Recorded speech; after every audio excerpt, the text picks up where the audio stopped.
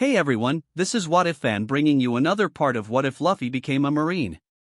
You can find the fanfic title and the original author's name in the description below. Please make sure to support the creator.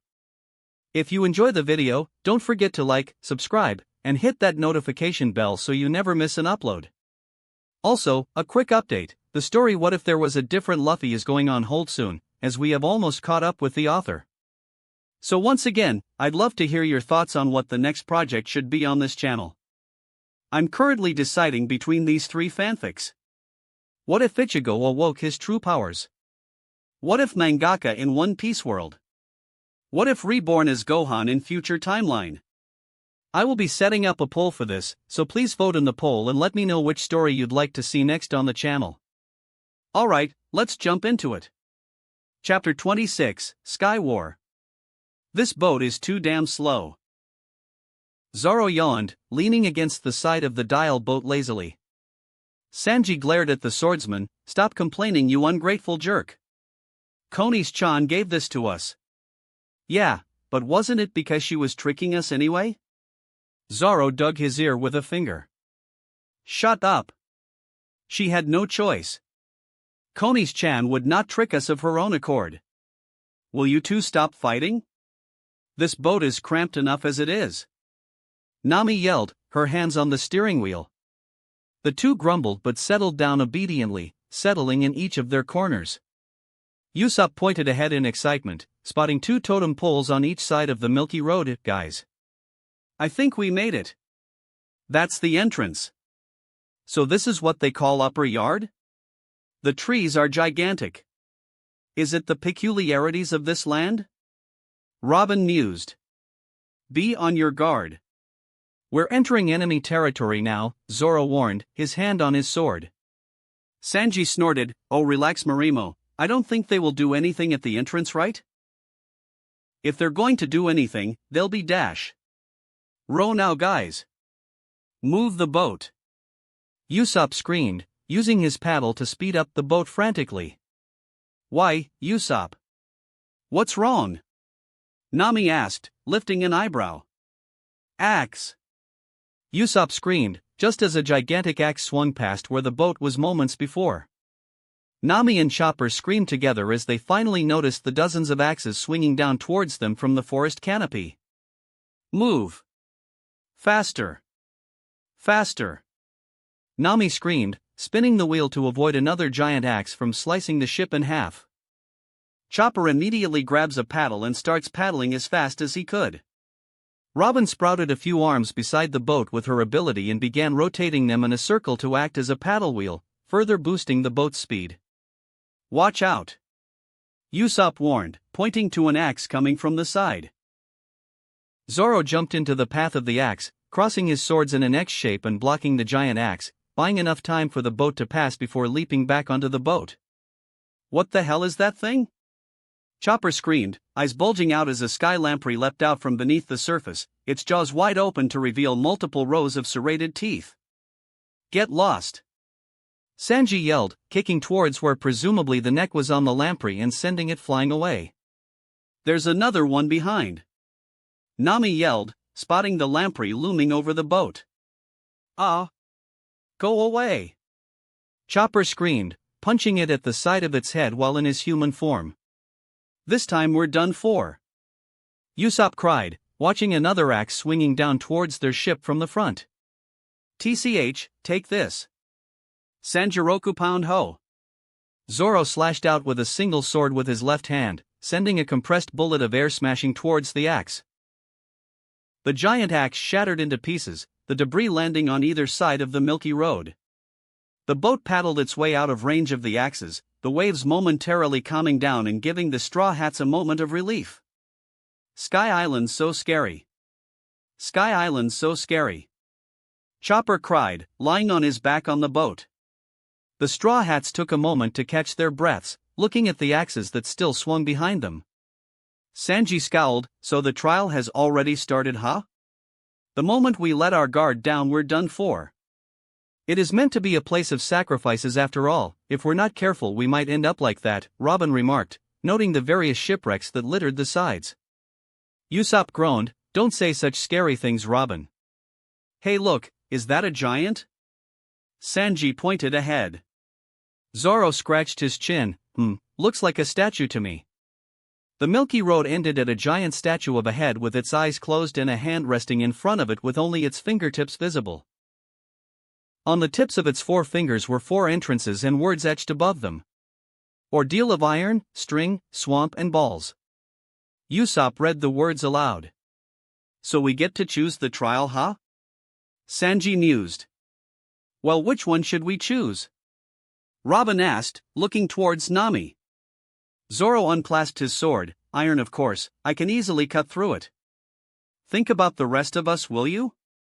What if the people who can't cut iron have to be sacrificed? Nami smacked him on the head. How about balls? Balls does not sound that dangerous. Chopper suggested. Nami considered. True. I can see how we can die by string and swamp too. I think balls is the safer option. The rest of the crew agreed, prompting Nami to steer the boat towards the entrance for the ordeal of balls.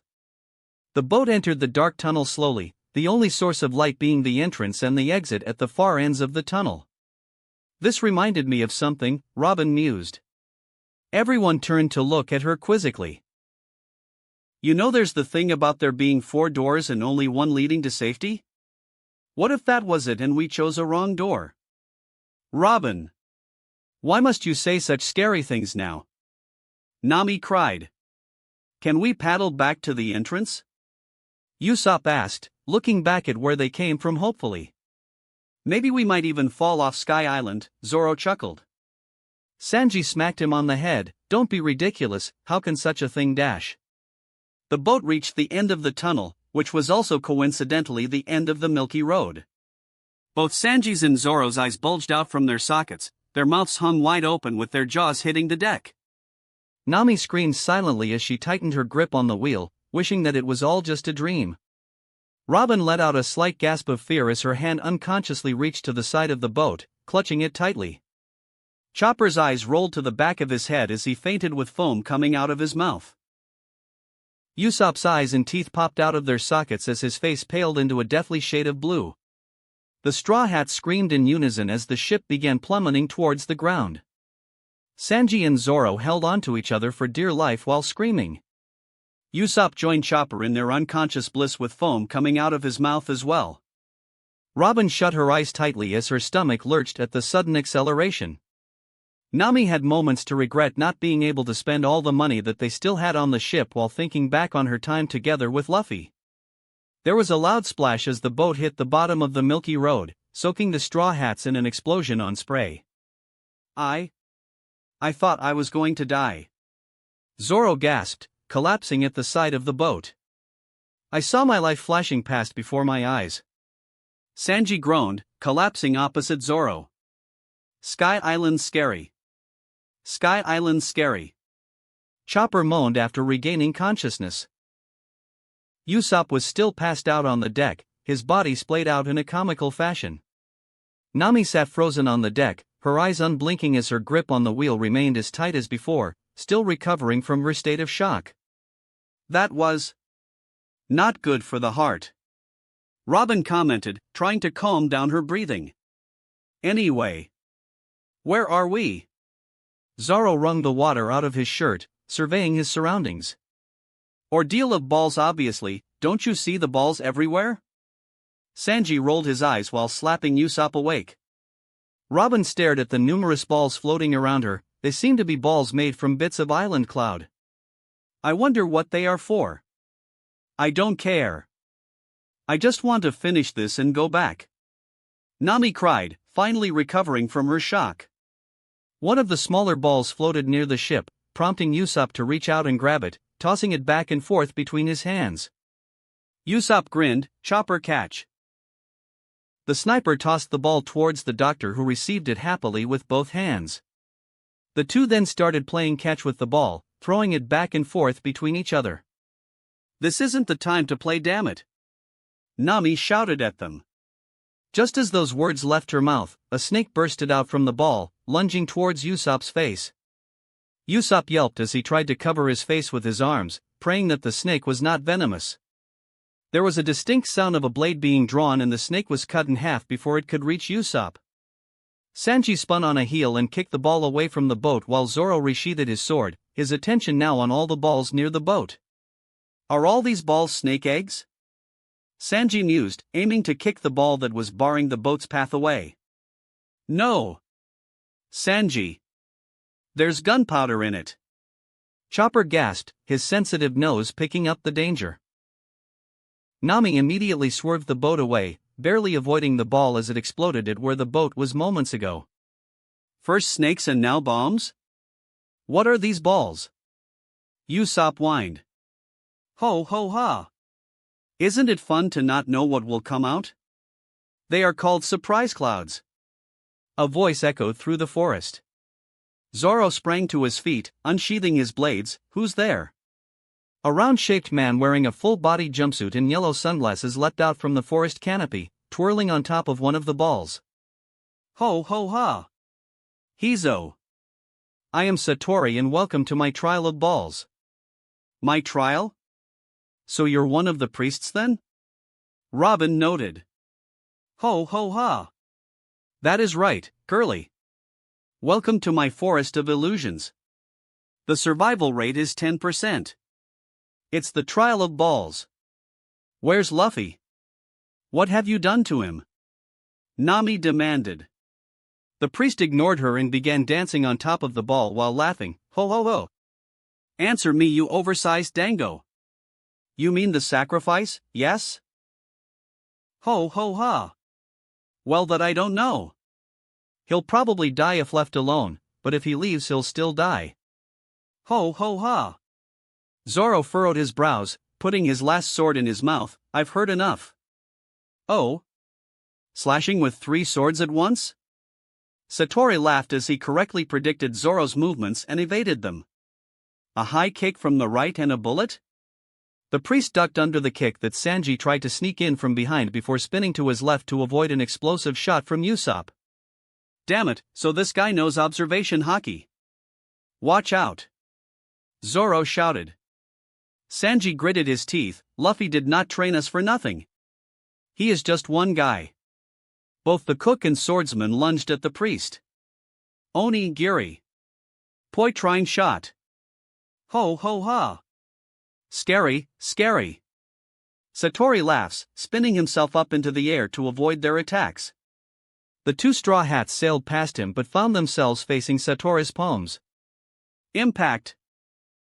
Both Sanji and Zoro's head jerked backwards violently as they were struck by an invisible force, sending them crashing towards the forest. Zoro! Sanji! Chopper exclaimed. No time to worry about your friends. Surprise ball attack. Satori laughed to himself as he kicked several balls towards the boat. Abandoned ship.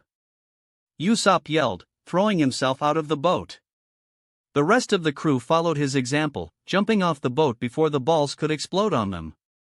Except the only thing that exploded out from the balls were various stalks of flowers. Ho ho ha! Got you! Satori clapped his hands in amusement before proceeding to dance around on another ball. This damn freak is getting on my nerves. Nami seethed, assembling her staff. Sanji emerged from the bushes, brushing of dirt from his suit. I really want to beat the crap out of this guy. Zoro spat out the blood in his mouth, pushing his way out from the forest. For once I can agree with you. Ho ho ha. This is the first illusion, your boat. It will now drift aimlessly by itself and leave this forest on its own. If you are unable to get to it before it leaves, you'll be unable to get to the altar. Ho ho ha. Usopp stared at the drifting boat in horror. We have to get to the boat before it leaves. But this guy will stop us if we try. Chopper groaned. We just need to defeat you, right? Robin asked. Ho ho ha. That's right, girly. But you can never defeat a god's priest. All of you will perish here. Eh? Arms? Satori's laughter was cut short when he had a premonition of arms sprouting all over him. Ocho fleur.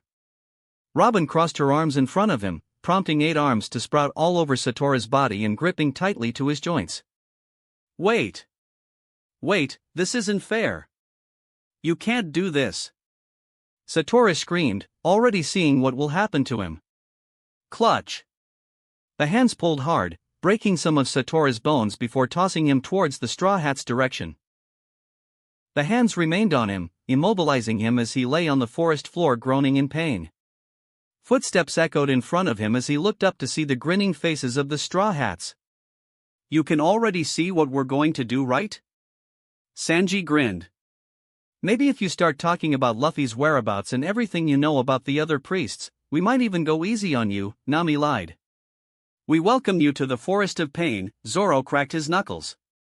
Wait. It'll really hurt. It'll hurt. Satoru screamed. The Straw Hats descended upon him, each of them beating him mercilessly as they made him talk. The animals nearby had already ran off from the screams that resonated through the forest. Nami dusted off her hands with a bright smile. Now that was refreshing, at least we know what to look out for now. Sanji lit a cigarette. Now we just need to get back to the boat. Zoro sheathed his swords. Usopp already spotted the boat up ahead, we just need to get to it. What about this guy? Do we leave him here? Chopper pointed to the bleeding, broken and charred Satoru that was still twitching on the ground. Nami shrugged, just leave him be, he'll be fine. Probably. They hurried through the forest to where Usopp last saw the boat. A few swinging, jumping and screaming later, the Straw Hats managed to get back on the boat, some sporting a few more bruises than before. I'll remember this, Usopp. Sanji moaned, clutching at the various bumps on his head. I should have just jumped up myself. Zoro sighed, nursing his cuts. Sky Island's scary. Sky Island's scary. Chopper cried. S'all good. S'all good. Usopp groaned, collapsed against the side of the boat. Nami paid them no mind as she went back to steering the boat with Robin calmly reading a book beside her. The crew soon recovered just as the boat entered the milky road leading through a plain with various poles littering the landscape. This is probably the place for the next trial, Sanji announced. Robin looked up from her book. Those are human skulls. I wonder how many people died here. Chopper's ears pricked up as he heard the sounds of movement towards them. Something's coming, Chopper warned. All heads turned towards the direction that Chopper had pointed, prompting a group of 4 Shandians to appear, sailing past the Straw Hats with their skate-type wavers. The leader among them glared at the Straw Hats, spinning around mid-air as he passed by them to shoot his bazooka at their boat.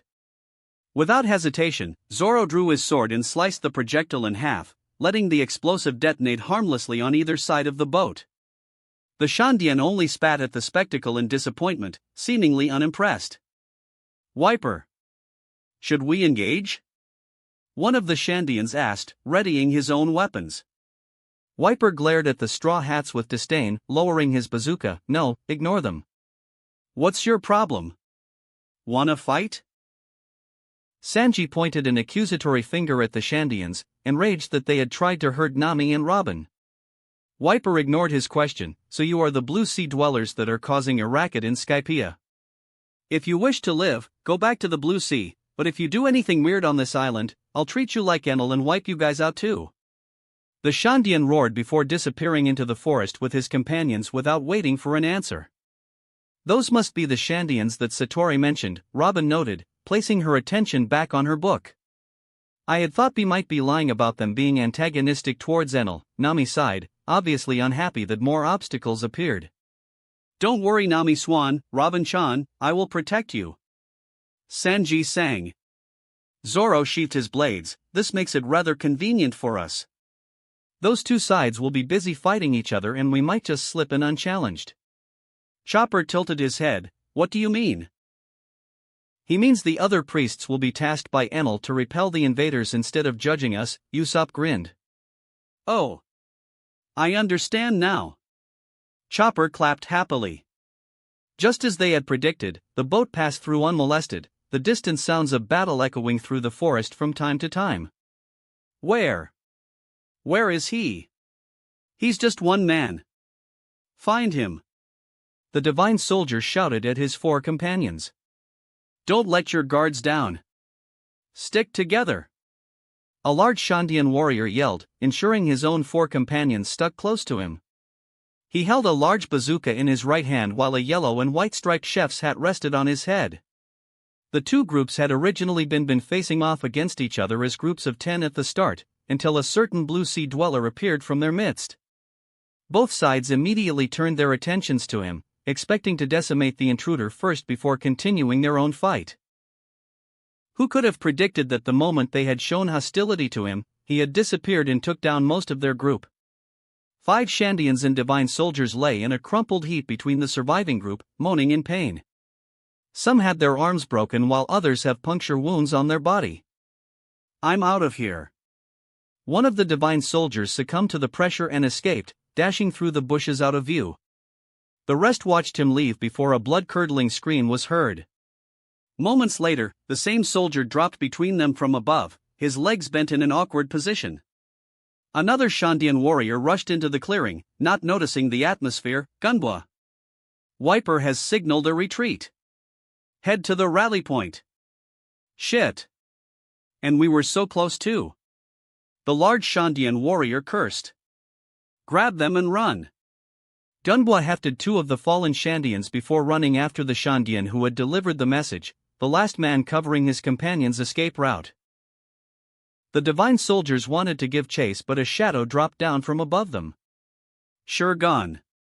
A figure whispered, stabbing his finger into the back of one of the soldiers. The soldier screamed, his body falling forwards as his vision darkened around him. Luffy leapt forward as the soldier was falling, drop-kicking another soldier towards the trees before spinning back around to kick a compressed air blade at another to deflect the axe style. The former CP9 assassin landed just as 3 bodies crashed into the ground simultaneously. Luffy brushed the dirt off his cloak as he looked at the last remaining divine soldier. Wait. Wait. Don't hurt me, please. The straw hat that Luffy wore shadowed his eyes. He advanced towards the cowering soldier, then start talking. Who were the other group and where are the priests? The soldier kept his mouth shut, though fear was evident in his eyes. Luffy lifted a finger that turned black in an instant. I have the whole night. Muffled screams reverberated through the forest. I see the altar. Chopper announced, pointing straight in front of the boat. Usopp gasped, that's Mary on top of it. How did it even get up there? Luffy. We're here to save you. Nami shouted, steering the ship to dock beside the altar. The crew puzzled over the lack of response and ascended the altar quickly, only to find the ship devoid of any signs of life. Luffy. Where is that damn admiral? Sanji cursed. Zoro frowned, don't tell me he's already sacrificed. Robin looked around the deck. If that were true, the deck would be soaked in blood. Robin. Stop saying scary things. Usopp and Chopper moaned. Nami picked up the broken pieces of chains on the deck near the mast. It seemed like it had been broken by brute force. No. He had broken free and escaped. Nami stood up and looked in the direction of the forest.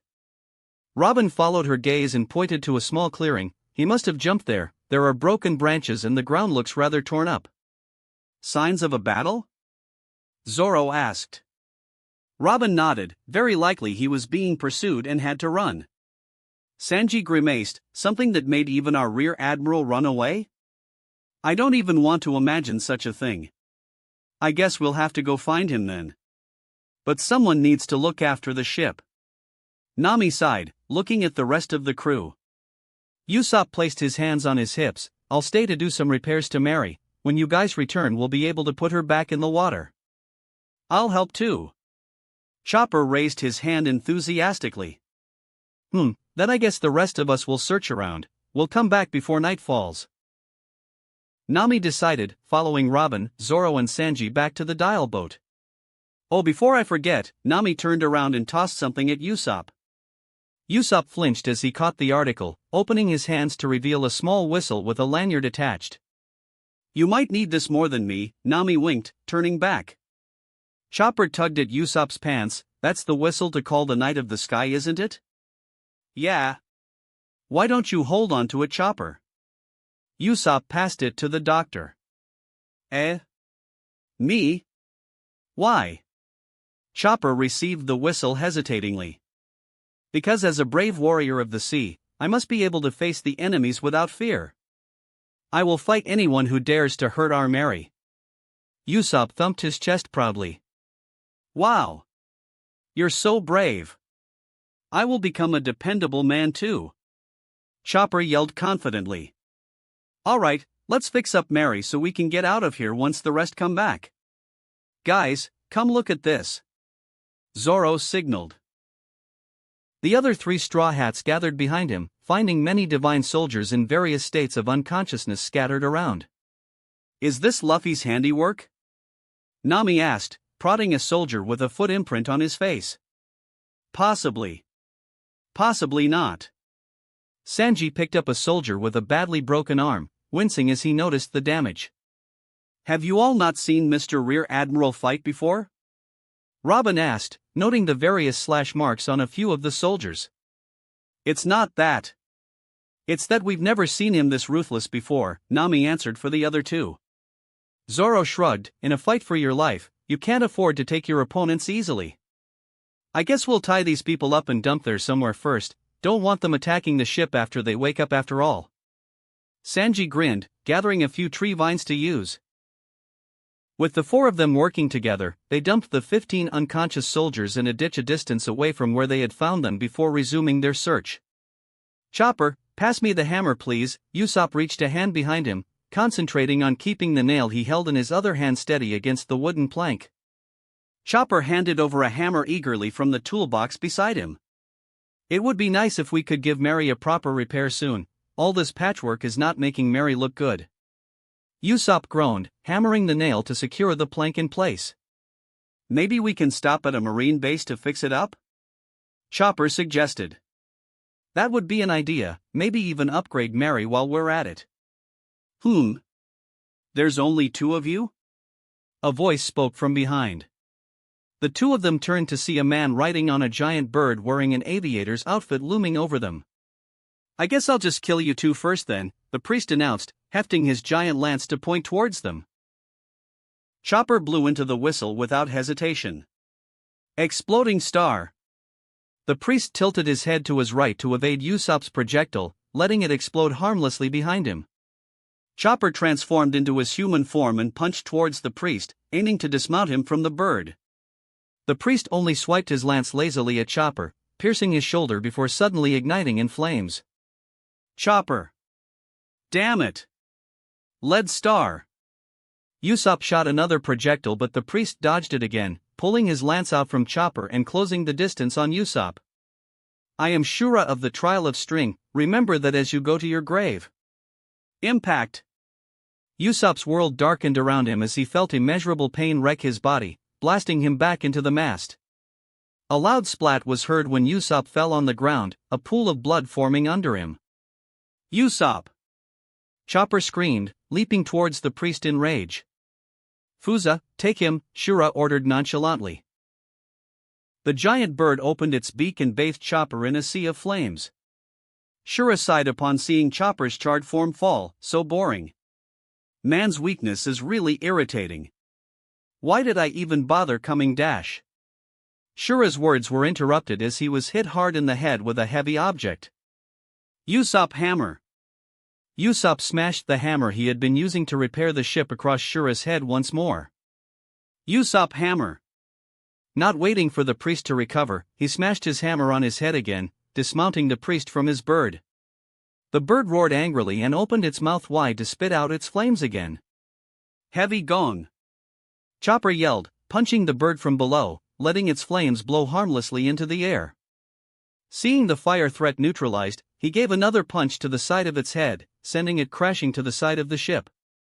Usopp hammer! Usopp yelled again, bringing the hammer down on Shura's head one more time. The hammer never met its target however as Shura reached a palm out to stop it.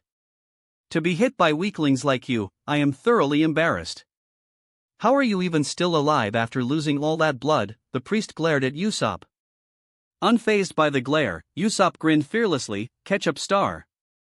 And we are Marines, we are not weak. The sniper kicked towards Shura's abdomen, to which the latter evaded by leaping backwards. Smoke star. Usopp shot the deck at Shura's feet, throwing up a cloud of smoke. Useless, Shura remarked, closing his eyes to focus on his mantra. Triple exploding star. Usopp released his projectiles into the smoke. Shura swung his lance in an arc, deflecting the projectiles away to explode away from him. He lunged forwards to stab at Usopp while he was reloading, missing by mere inches when the sniper retreated backwards. Heavy gong. Chopper's fist sailed past the side of Shura's head as the latter ducked under the blow before shoulder charging the doctor away from him. The priest aimed his lance at Chopper's head before stabbing forwards, aiming to take the doctor out. Chopper could do nothing but watch as the tip of the lance accelerated towards him while Usopp was kept away by Fuza. Before the lance could skewer Chopper, another lance deflected it away from the doctor. Thank you for waiting, Gonfall announced, landing in front of Chopper while his bird, Pierre, engaged Fuza in aerial combat. Knight of the Sky. Chopper yelled happily. The old god, eh? Here for your last rites? Shura smirked, leveling his lance at him. Gonfall said nothing as he lunged towards Shura. Shura laughed as he dodged the attack, returning it with a stab of his own. An old man like you is useless. This country does not need two gods. Gonfall ducked underneath Shura's lance, dashing forward with his left palm facing towards the priest. Shura's eyes widened as he realized what was going to happen. Impact! The priest was blasted backwards over the railing, falling off the ship and the altar. Knight of the Sky, so cool! Both Usopp and Chopper cheered. Coo! Fuza screeched, diving down to catch Shura before he could hit the water. Pierre! Gonfall yelled, his companion swooping down for him to mount on his back. Shura glared at Gonfall from Shura's back, his lance in hand as he turned Fuza around to meet Gonfall's charge. Bastard! Shura spat. Gonfall sped towards him on top of Pierre, his lance aimed straight at the priest's heart. The two Scipions sped past each other, their lances scraping barely their targets. Ah! That priest guy is entangling the knight with string. Usopp gasped, his eyes catching sight of the thin strings that now bind Gonfall. Gonfall himself has not noticed, however, as he continued engaging Shura in combat. However, Shura continued to entangle both Gonfall and Pierre in his strings, slowing Gonfall down bit by bit. Before long, both Gonfall and Pierre found themselves immobilized. The priest laughed at their confusion and dived towards them, lance in hand. We need to help him, Chopper exclaimed. Leave it to me. Usopp grinned, loading one of his projectiles. Flame Star. A trail of flame blasted into the sky, burning through the string clouds and freeing Gonfall. You have my gratitude, youngsters from the Blue Sea. Gonfall yelled, ducking underneath the lunge with his palm outstretched to meet Shura's face. Impact! Shura was blasted out of the sky as the impact dial released its charge on his face. Fuza screeched as it turned to avenge its rider. Exploding Star! The projectile exploded on Fuza's flank, throwing it off course and straight into Pierre's talons, wrenching the bird out of the sky and dumping it into the sea. The bird thrashed in the waters for a moment before a skyshark dragged it into the depths below. Pierre landed back on the ship with Gonfall collapsing on the deck from his injuries. The bird screeched with worry at the Straw Hats. Knight of the Sky! Usopp screamed, rushing forward to catch him. Quick, bring him inside. I'll get my medicine. Usopp rushed to get his medical kit. Don't worry, Chopper's the best doctor you can find, Usopp reassured, carrying Gonfall to one of the rooms. Only when Chopper announced that Gonfall's injuries were not life-threatening did they breathe a sigh of relief. Meanwhile, deep in the forest a distance from the altar, the Luffy search group found finding their rear admiral a harder task than they thought. For someone like Luffy, I had thought he would have been easier to track. Nami groaned, realizing that there were no traces of Luffy other than the place they had found the soldiers. Sanji chuckled, you would have expected him to leave a path of destruction in his wake. Robin said nothing as she herself was quite intrigued by that fact as well. Though Luffy has shown that he was strong beyond normal reasoning, he did not seem like the sneaky type. Zoro sighed, as much as I hate to admit, we still do not know much about Luffy. Outside of his grand dash. His words were cut short as he bumped into Nami, the navigator having stopped abruptly in front of him. Hey Nami, what the hell? Why did you stop suddenly? Zoro cursed, glaring at the navigator. I always wondered who would build half a house at the edge of the ocean. And having a second floor with no means to get there. Nami said, her voice quivering. The other three followed her line of sight to see a building that looked exactly like Cricket's house back on Jaya, except this one has a flight of stairs at the side that led to the second floor. Sanji gulped, Oi. You don't mean to tell me. This land was once part of Jaya. The city of gold that Norland had once set foot on did not sink. It was in the sky all along. Robin answered. The knock-up stream? Zoro asked, his mind already thinking how impossible it was. It sounds impossible, but that's probably how it came up here. Robin stepped forward and examined the house fully encroached by tree vines. Ah! Nami screamed suddenly. Zoro turned and unsheathed his swords. Sanji whipped his head around to find the source of Nami's discomfort while Robin took a step backwards and crossed her arms. The three of them became confused when they saw no imminent threat and Nami standing there clutching her head. What's wrong, Nami Swan? Are you feeling unwell? Do you need me to take care of you? Sanji pirouetted towards her. I just realized that we're standing at where the city of gold is. There's tons of gold to be found. Nami shrieked, her eyes turning into berry symbols. Zoro facepalmed while Robin just smiled. Hey! If we find the city, we're going to be really rich. Yes. Now I'm starting to worry about Chopper and Usopp, so why don't we head back to see if they're alright? Our search is proving to be rather fruitless so far. Zoro sighed. The three retraced their steps back to the ship, finding it eerily quiet. Chopper, Usopp! Are you guys still alive? Nami shouted. Usopp peeked out from the railing wearing a metal pot on his head with a hammer in his hand, crying out tears of joy when he saw his crewmates. They had decided to camp in the forest for the night, moving Gonfall there as well.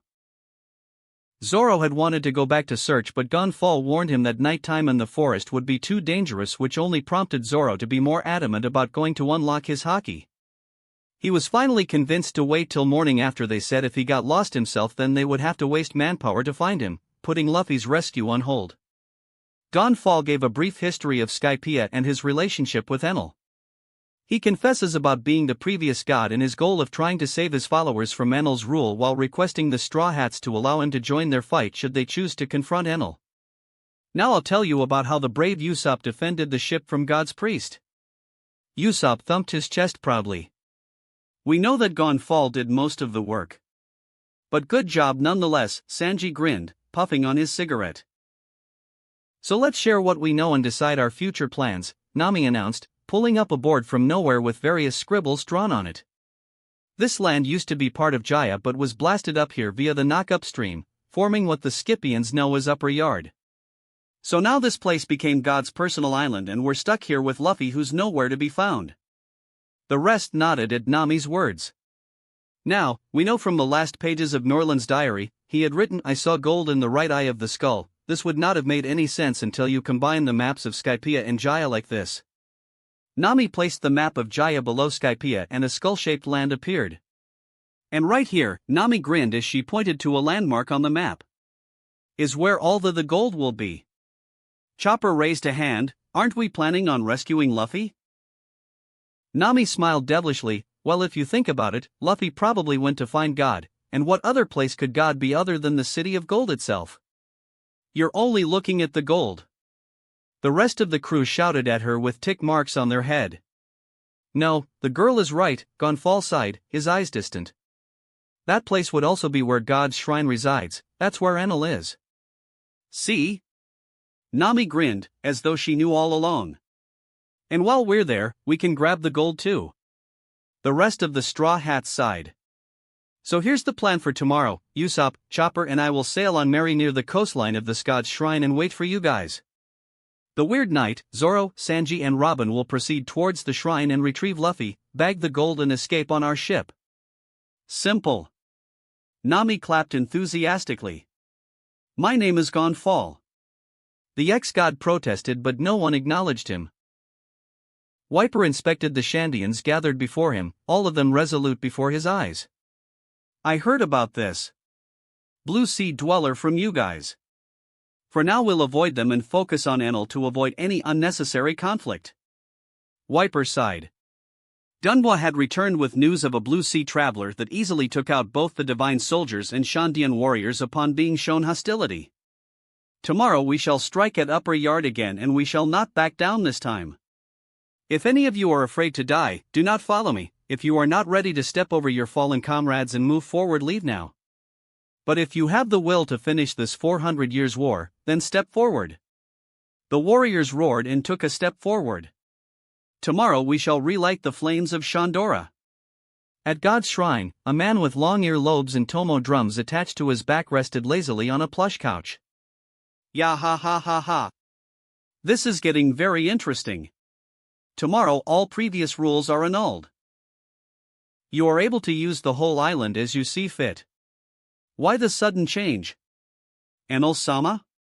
A man with upwards pointing spiky hair questioned. 2 priests fell within a single day, and both of them to the Blue Sea Dwellers. We should get rid of them as soon as possible, another bald man wearing sunglasses demanded. Ya ha ha ha.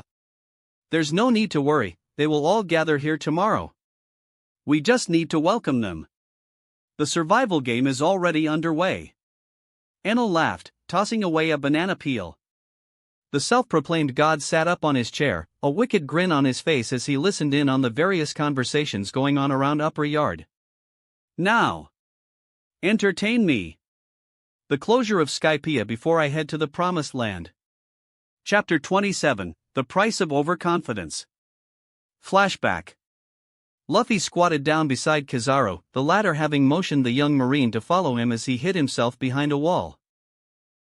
The admiral watched as the man they were tailing moved down the corridor, unaware of their presence. Now, Luffy-kun, Kizaru begun with a lopsided grin. The key thing to know is the timing. Luffy nodded his head, taking note of every one of Kizaru's movements as they shadowed their target through the corridor, making sure to keep themselves out of sight. The two of them moved deeper into the base until the man stopped in front of a wooden door, reaching for a bunch of keys he hung on his belt. Remember the plan, Luffy-kun? Kizaru glanced at Luffy. Yes, Uncle Borsalino, Luffy grinned, waiting for the man to unlock the door. The moment the door started creaking open, there was a flash of light directed at his eyes that blinded the man momentarily, causing him to blink. The man turned in the direction of the flash, spotting the open window with the sun outside. Shrugging his shoulders, he entered the office before closing the door and walking to his desk.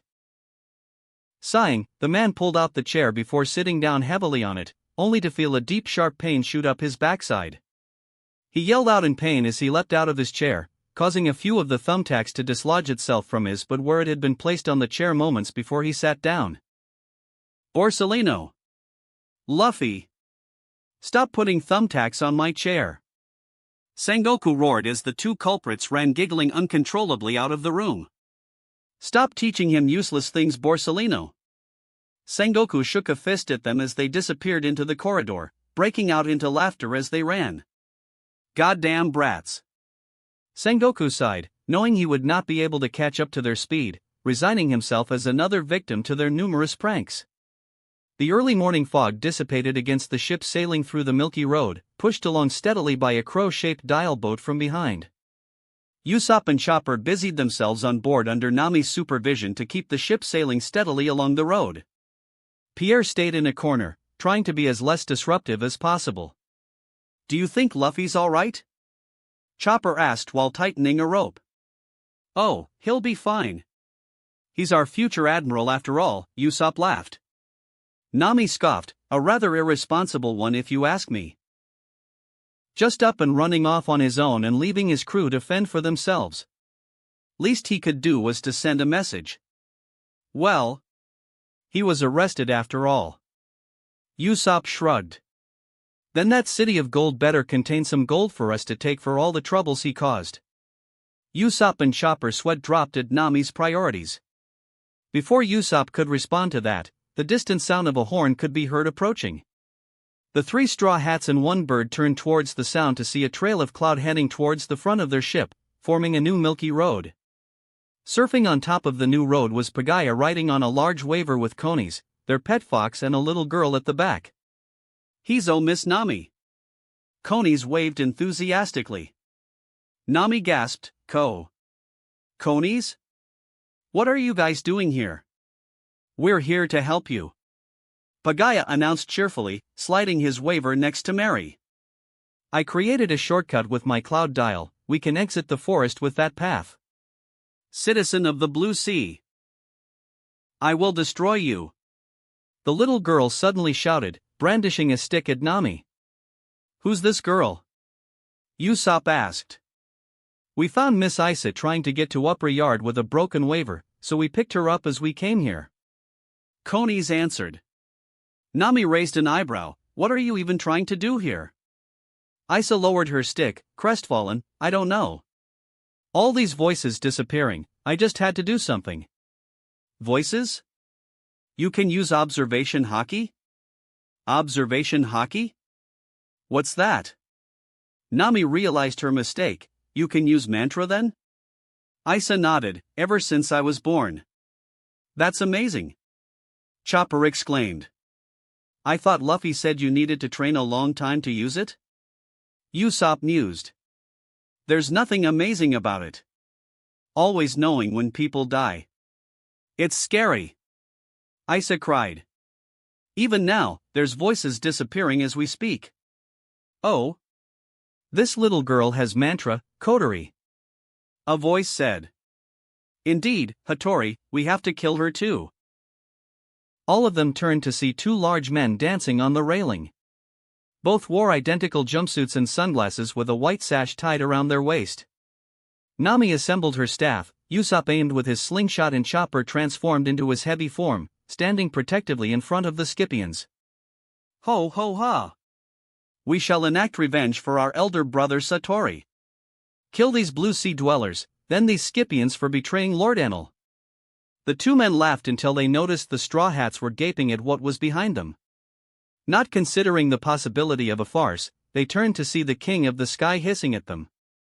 Deep within the forest, Gonfal, Sanji, Zoro and Robin continued on their route towards where God's shrine was located, having to redirect Zoro every time he wandered off slowed them down substantially. "Is it just me, or are the Shandians avoiding us?" Sanji asked, noting the few instances where they came across raiders who had deliberately ignored them and continued on their way. "They probably learned that we're not on Enel's side or something," Zoro huffed. Gonfal sighed, "Unlikely. The Shandians are known for their high sense of pride and would still attack us for trespassing even if they knew our intentions." Robin raised an eyebrow. "So why aren't they attacking us?" "That is what I am curious about," Gonfal scratched his chin. As they entered a clearing, a dark-skinned Shandian wearing a pair of sunglasses and sporting a mohawk stood with his back facing them. Right in front of him, a tall man with upwards pointing spiky hair stood with his arms crossed in a weird fashion. "That's Gadatsu, another of Enel's priests." "And the Shandian there is Kamakiri," Gonfal supplied. Kamakiri turned upon hearing voices, revealing a number of cuts and bruises all over his body. "The ex-god Ha. And the Blue Sea dwellers." As though finding nothing else of interest, he turned back to Gadatsu. M. Gadatsu glared at the straw hats. Sanji raised his only visible eyebrow. "What the hell's wrong with him?" Zoro crossed his arms. "No idea, he's a mute or something?" "Gadatsu-sama, you can't talk while biting on your lip," a divine soldier shouted from a distance away before disappearing back into the forest. Gadatsu opened his mouth with his eyes wide in shock. "He's an idiot," all the straw hats concluded simultaneously. Robin pointed to a ruin a distance away, that should be the entrance to the city. "We're almost there." As the group made their way past the 2, Gadatsu moved suddenly, punching a fist towards Robin. His punch was intercepted with a kick by Sanji, preventing his fist from meeting its target. "Oi, oi. What do you think you're doing trying to hit a lady? Gadatsu only glared at Sanji, not saying a word. Not talking, huh? Sanji lowered his leg as the other did the same with his fist. Gadatsu-sama. They can't hear you if you only think about what you're saying. You need to speak. The same divine soldier shouted before disappearing again. Gadatsu revealed another shocked expression while everyone else looked at him incredulously. Go on ahead, I'll catch up later, Sanji puffed on his cigarette. Robin led the way as Gonfal and Zoro trailed behind her, not giving a second glance back. Sanji moved to stand beside Kamakiri, his eyes not leaving Gadatsu for even a moment. We were told not to fight you guys if we meet any of you, Kamakiri said without prompting. Why? Wiper's orders. Apparently one of you wreaked quite the havoc among us. Luffy, huh? Don't suppose you could tell me where he is? Kamakiri snorted, even if I knew I wouldn't tell you. Without warning, the Shandian charged forward with his spear in hand. Gadatsu leaned back to avoid the spear thrust before trying to kick him, only to be blocked by the butt end of his spear. Sanji stood still with his arms crossed as he watched the two fight for a while, both sides evenly matched as they traded blows with each other.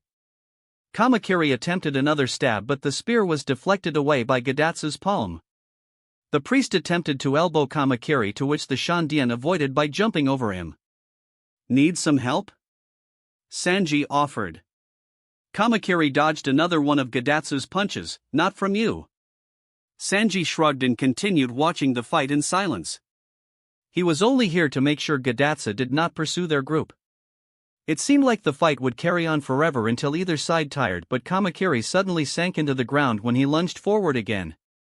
What? Swamp Cloud. Kamakiri cursed himself for falling into the trap. Jet Punch. Gadatsu's figure disappeared momentarily before reappearing behind Kamakiri with his fist outstretched. Kamakiri spurted out blood as the fist went straight to his head, smashing him into the ground as his lower body remains trapped in the swamp cloud. The priest turned around once more with his fist aimed straight at Kamakiri. Jet Dash. Collier. Sanji kicked towards the priest's neck, kicking him away from the Shandian. Gadatsu glared at the marine, finally speaking properly. Why would you help him? Sanji grinned. The enemy of my enemy is my friend. I'm not your friend. Kamakiri gritted his teeth. Shut up, you half-dead man, I'll take care of this. Sanji flicked his cigarette away. Jet Punch. Sanji stepped to the side as the punch sailed past him. What was unfortunate for the priest was the place he chose to stop at was also where another of his swamp clouds were, gasping in shock as he began to sink. You may be fast, but not as fast as my rear admiral, Sanji grinned as he somersaulted into the air. Epal shoot. The cook drove his leg into the priest's shoulder, sending him sinking into the swamp cloud and never to be seen again. Sanji dusted his hands as he advanced on the Shandian, offering a hand to pull him up. I don't need your help. Blue Sea Dweller. Kamakiri growled. Sanji rolled his eyes as he pulled Kamakiri forcefully out of the swamp. Quit being stubborn, since we're all fighting the same guy, shouldn't we help each other? You guys know nothing. Sanji supported the wounded Shandian on his shoulder, moving towards where Robin's group had gone. If we don't know anything, then explain it to me. Why are you all fighting this Enel? Kamakiri continued growling at him until finally sighing, deciding that maybe the Blue Sea visitors could grant them some form of aid in their coming fight with God. Meanwhile, Zoro stepped on an obese man with wavy black hair that lay bleeding on the ground. Commander of the Divine Soldiers? All you were doing was rolling around like a giant meatball, Zoro spat, leaning his blade on his shoulder. You would do well not to underestimate them, Blue Sea Swordsman. It may well be the last mistake you ever make, a muscular Shandian with his eyes shadowed by his hat admonished while twirling his twin pistols. Yeah, no need you to remind me, Burham. It's Braham. You fight quite impressively for someone who comes from the Blue Sea. Heh, you're not bad either for someone who's always up in the clouds. The two exchange a knowing smirk before sheathing their weapons.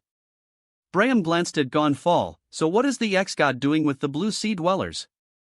Gonfal furrowed his brows. Enel's reign of tyranny has to be stopped now. I won't let him continue his mistreatment of the people any longer. Big words from someone who lost to him all those years ago, Braham shrugged. If you guys are done, I've found the entrance, Robin announced, pointing towards one of the doors. You sure that leads to the hidden city? Braham asked, his voice doubtful. Robin turned with a slight smile. You Shandians have been looking for it for years, right? It's just up ahead. If you're lying to me. Robin shrugged, I have no reason to lie. The group followed the archaeologist through the entrance, revealing an ancient city before them. It was the City of Gold. Without an ounce of the mentioned gold. Zoro crossed his arms, unimpressed. This is the City of Gold? I do not see any gold. Mine tracks. They look new. Robin pointed to a pair of tracks nearby. So this is what Enel has been making my followers do. Mining the gold out of the city. Gonfal frowned, his hand gripping tightly on his lance. This is the city. Braham gasped, his body frozen in shock and awe. The city that they have been fighting to return to for years, generation after generation, now stood before him in its splendor.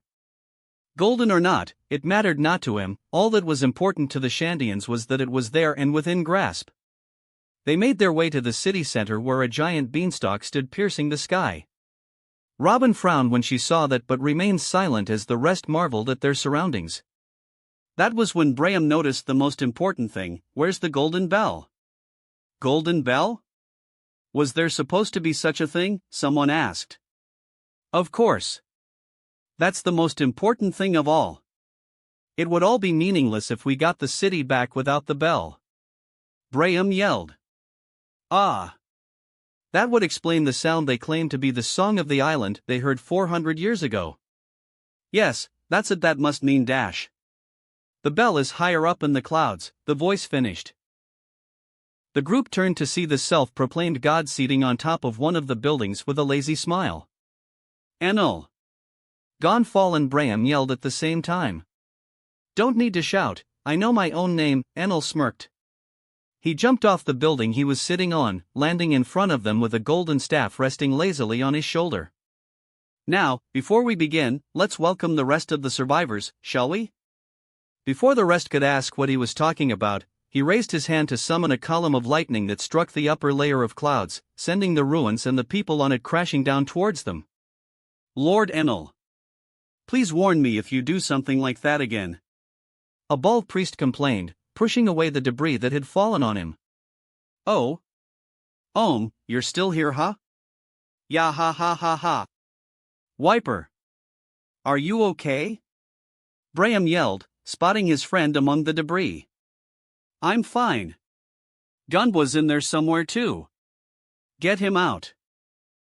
The two Shandians started digging out the large-sized man from among the wreckage. I'm still not done with you damn raiders yet. Holy! Attack! Charged forward with his sword raised, slashing his sword towards the Shandians. Oh? A swordsman? Zoro grinned, just as the three Shandians leapt away from the whip blade. Zoro slashed his blade at the priest, their blades colliding in a shower of sparks. The Blue Sea criminals. Why are you helping the Shandians? Grunted. This has nothing to do with it. I want to see how a swordsman of the sky fare against one of the seas. Behind them, Holy kept the three Shandians at bay with his martial arts. The Shandians more irritated by the dog than threatened. Pushed the marine away and lashed out his blade, slashing at Zoro's sides. Zoro flicked the sword in his left hand and deflected the blade away, taking the small chance to close the distance between them. Dodged the slash that came from below, retracting his blade to defend against another slash that came from above. Zoro jumped back just as slashed his sword at where he had been moments before, opening up the distance between them. Zoro lunged towards him as extended his cloud sword to halt Zoro's charge. The marine swordsman smirked as he ducked underneath the blade, successfully closing the distance with his swords and positions. Gritted his teeth as he tried to avoid the imminent attack, his sword extended too far to be of any use now. His eyes widened as he saw the attack that was about to come. You can't run from this. Hyakuchi pound ho. Zoro swung out his swords and 3 compressed air projectiles crashed straight into Ohm's chest, sending the priest flying back and spurting out mouthfuls of blood as though he had been hit by a heavy cannonball. The priest crashed into the ground, sliding for a few meters before finally coming to a stop. How? Ohm spluttered before falling into unconsciousness.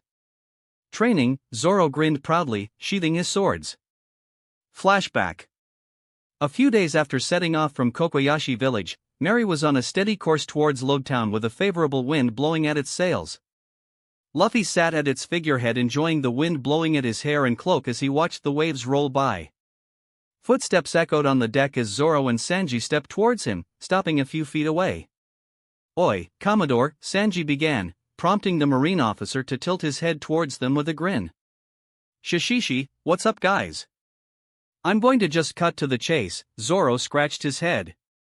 "I heard how you managed to push back Mihawk back at the Baratai, and we all know you underwent some form of training in the Marines. If you could you train us?" "Shishishi. Of course I can." Luffy laughed, leaping off the figurehead to stand in front of them. Not believing how easy it was to get him to agree, the two of them prepared to face off against their superior. "Good, why not let's start things off with your serious side. We want to see how your real power looks like at least." Sanji grinned, tapping his shoe on the deck. Luffy froze. You sure you want that? Me being serious?" Zoro tied his bandana on his head. "Yeah, or else this would be meaningless. Come at us seriously." Luffy looked at them both in the eye before turning away from them, confusing the two. The Commodore shed his cloak and folded it neatly before placing it on the ground, making sure it stayed where it was before carefully depositing his hat on top of it. He turned back to face his 2 crew members with his head lowered, eyes with a seriousness the two have not seen before. The Commodore exhaled and both swordsman and cook shivered as though the temperature had dropped drastically. "First lesson," Luffy whispered before disappearing from their sights. After that incident, neither of them ever asked Luffy to show his serious side again. Holy whined before it was blasted back into the forest by one of Gunbo's iron cannonballs, effectively taking the dog out of the fight. "Ya ha ha ha. Wonderful. My underlings were truly no watch for all of you." Enel laughed, spreading his arms out like a prophet. The self-proclaimed god thrusted out his right palm towards them, wriggling his extended fingers. "However, I had predicted that there would only be 5 remaining survivors at the end. And right now there's more than 5 of you. Since God cannot be wrong, would you guys like to cut that number down by yourselves?" The group glared collectively at Enel, all their weapons held ready at hand. "Wiper!" Kamakiri yelled, limping his way towards the group while being supported by Sanji. Wiper gaped at him in shock. "Kamakiri, what happened to you?" "Ya ha ha ha ha. Gadatsu proved to be too much of a match for him.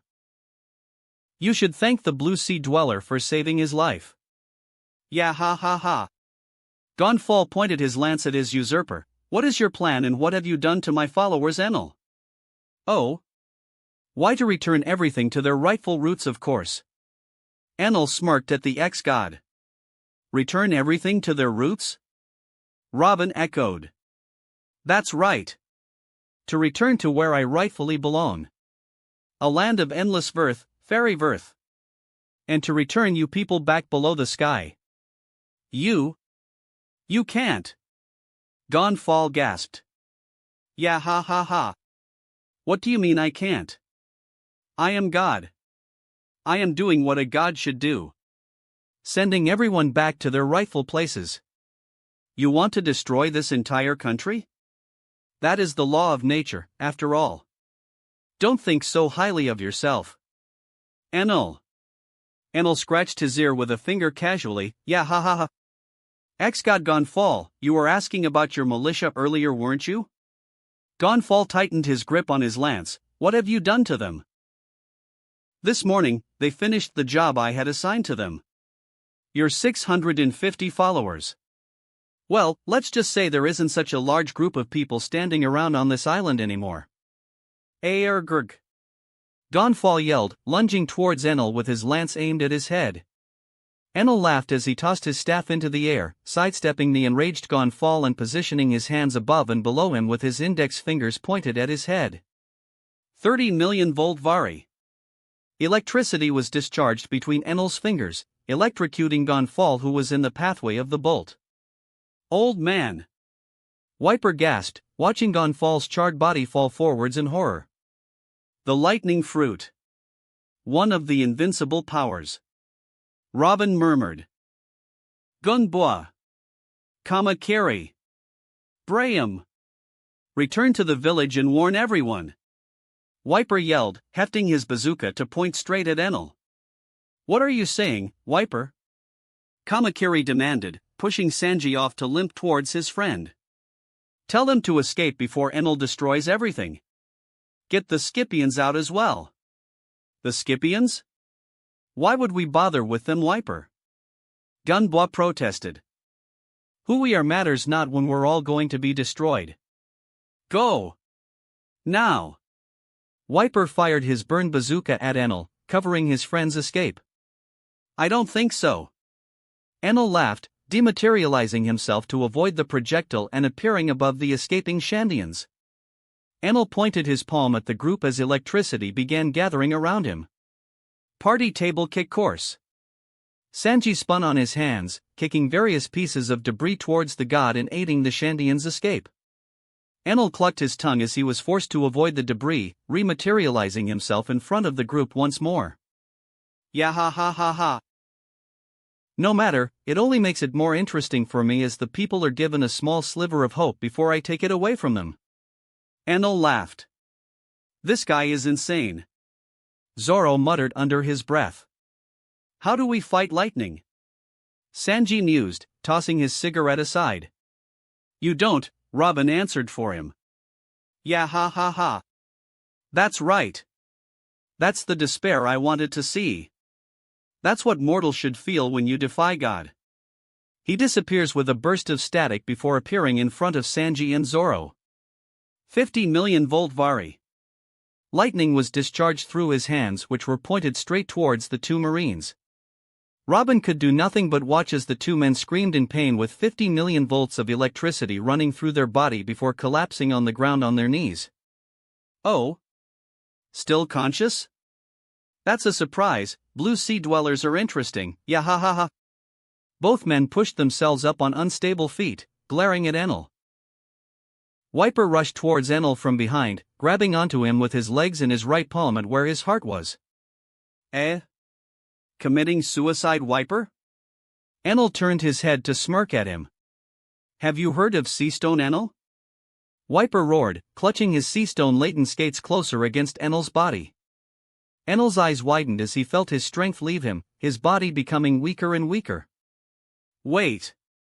Wiper, your body can't take it, you know? To use that is dash. Reject. A loud boom was heard as the reject dial delivered its payload against Enel's back, blasting the Shandian backwards and Enel forwards at the same time. Enel's unconscious form skidded on the ground before stopping a few feet away, face down. The Shandian warrior clutched his limp right arm as he looked over Enel's unmoving body, fighting against the pain that threatened to rob him of his consciousness. Did he do it? Sanji wheezed, clutching his chest in pain. We still need to find out how he plans to destroy the country. Is it some sort of machine? Robin announced. Before anyone could voice their opinion, a burst of electricity sprung forth from Enel's body. Moments later, Enel stood up while wiping a trickle of blood from the side of his mouth with the back of his hand, smirking at the rest. He restarted his own heart?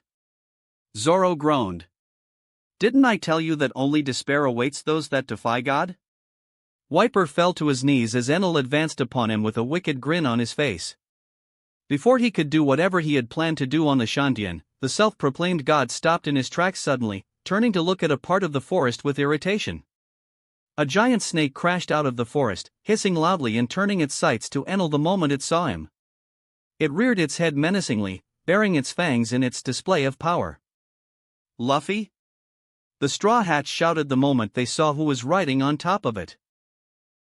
Stop hurting my friends, you jerk, Luffy announced with his arms crossed on top of the giant snake. Flashback.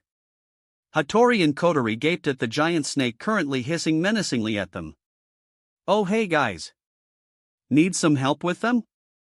Luffy waved enthusiastically from atop the snake's head. Luffy? The Straw Hats on the boat yelled. Hey, I heard you two saying something about hurting my friends. Luffy glared at the twins in disapproval. What? What's going on, Hattori? I don't know, Kotori. Nola. Do it. Luffy commanded, pointing an accusatory finger at the two. Sulalala. The twins only had time to blink before the snake's tail whipped forth from beneath it, smacking them across the chest and sending them flying and screaming into the sky, disappearing from view. That'll teach you. Luffy waved an angry fist at them. Luffy, how? What? How? Nami stuttered while still in shock. The other three Scipions and Bird were faring no better either. The King of the Sky is obeying him. Isa looked at Luffy with awe. Oh, you asking about Nola? Luffy grinned, pointing at the snake that could easily snap up their entire ship in one bite. Nola? Usopp echoed. Yeah. I found him sleeping in the forest, so I woke him up to get him to guide me to Enel. But we got lost and found you guys instead. What? Why did you name him Nola? Usopp decided to ask the simple questions first. Sulalalala. He said he was named after Mont Blanc Noland. Chopper gulped, translating the snake's words. Hey Nami. Think you could guide me to where Enel is? I don't know how to get to the, God's shrine or whatever. Luffy grinned. Nami pinched the bridge of her nose in frustration. You know what, I don't care anymore. I can guide you there, just whatever. Luffy laughed as he jumped onto the ship to pick her up. Wait. Take me with you. Isa suddenly shouted, rushing up to Luffy. Who's this? Luffy pointed a finger at Isa. No one important. Nami waved a dismissive hand at her. Hey. I'm a Shandian warrior. Isa protested, banging her fist at Nami's sides. Oh, you're looking for the other Shandians, right? Luffy grinned. I saw a few of them running through the forest. Yes. Take me to them. Isa yelled. Nami sighed. What are you even planning to do? I don't know. I must at least go to them. There's so many of them disappearing. I have to at least save a few of them. Isa cried, tears beginning to form at her eyes. Grab my hand then, Luffy grinned, reaching out his hand to her, his other hand already held on to Nami's tightly. Isa looked up at the Straw Hat, confused. You want to protect your people, right? Then let's go. That guy is Enel, isn't it? Nami peered from behind Luffy while wearing his straw hat. Nami Swan. Sanji immediately leapt to his feet. Isa? What? What are you doing here? Wiper muttered, spotting the little girl that clung to Luffy's other side. Ya ha ha ha ha. You surprise me yet again, Blue Sea Dwellers. To tame even the King of the Sky. Sulalalala. We're all not happy with you, you earlobe freak. I'm here to stop you in the name of justice. Luffy yelled, cracking his knuckles. Justice, eh? You can't judge God. Enel laughed, disappearing in a shower of sparks. Zoro. Sanji. Nami yelled, spotting Enel appearing behind them and grabbing onto their arms. 100 million volt Vari. The two men screamed again and this time, collapsed into unconsciousness. Enel. Wiper roared, charging towards the god. Enel swung his staff in an arc and broke Wiper's skates into pieces before hitting him across the face with the other end of his staff. The self-proclaimed god laughed maniacally as he stepped on the fallen Shandian. Where's your justice now? This is God's judgment. Luffy leapt off Nola, descending with Isa and Nami in his arms. Mr. Rear Admiral. He ate the lightning fruit, be careful. Robin warned, before turning back to see Enel reaching a hand towards her. Noisy girl. Enel grabbed her wrist. Saru. Luffy appeared in front of Enel, wrenching his hand away from Robin. You've done enough damage already, you fake god. Yeah, ha ha ha. What are you going to do? Punch me? Luffy punched Enel in the face, sending him flying backwards and crashing into one of the buildings and throwing up a cloud of dust.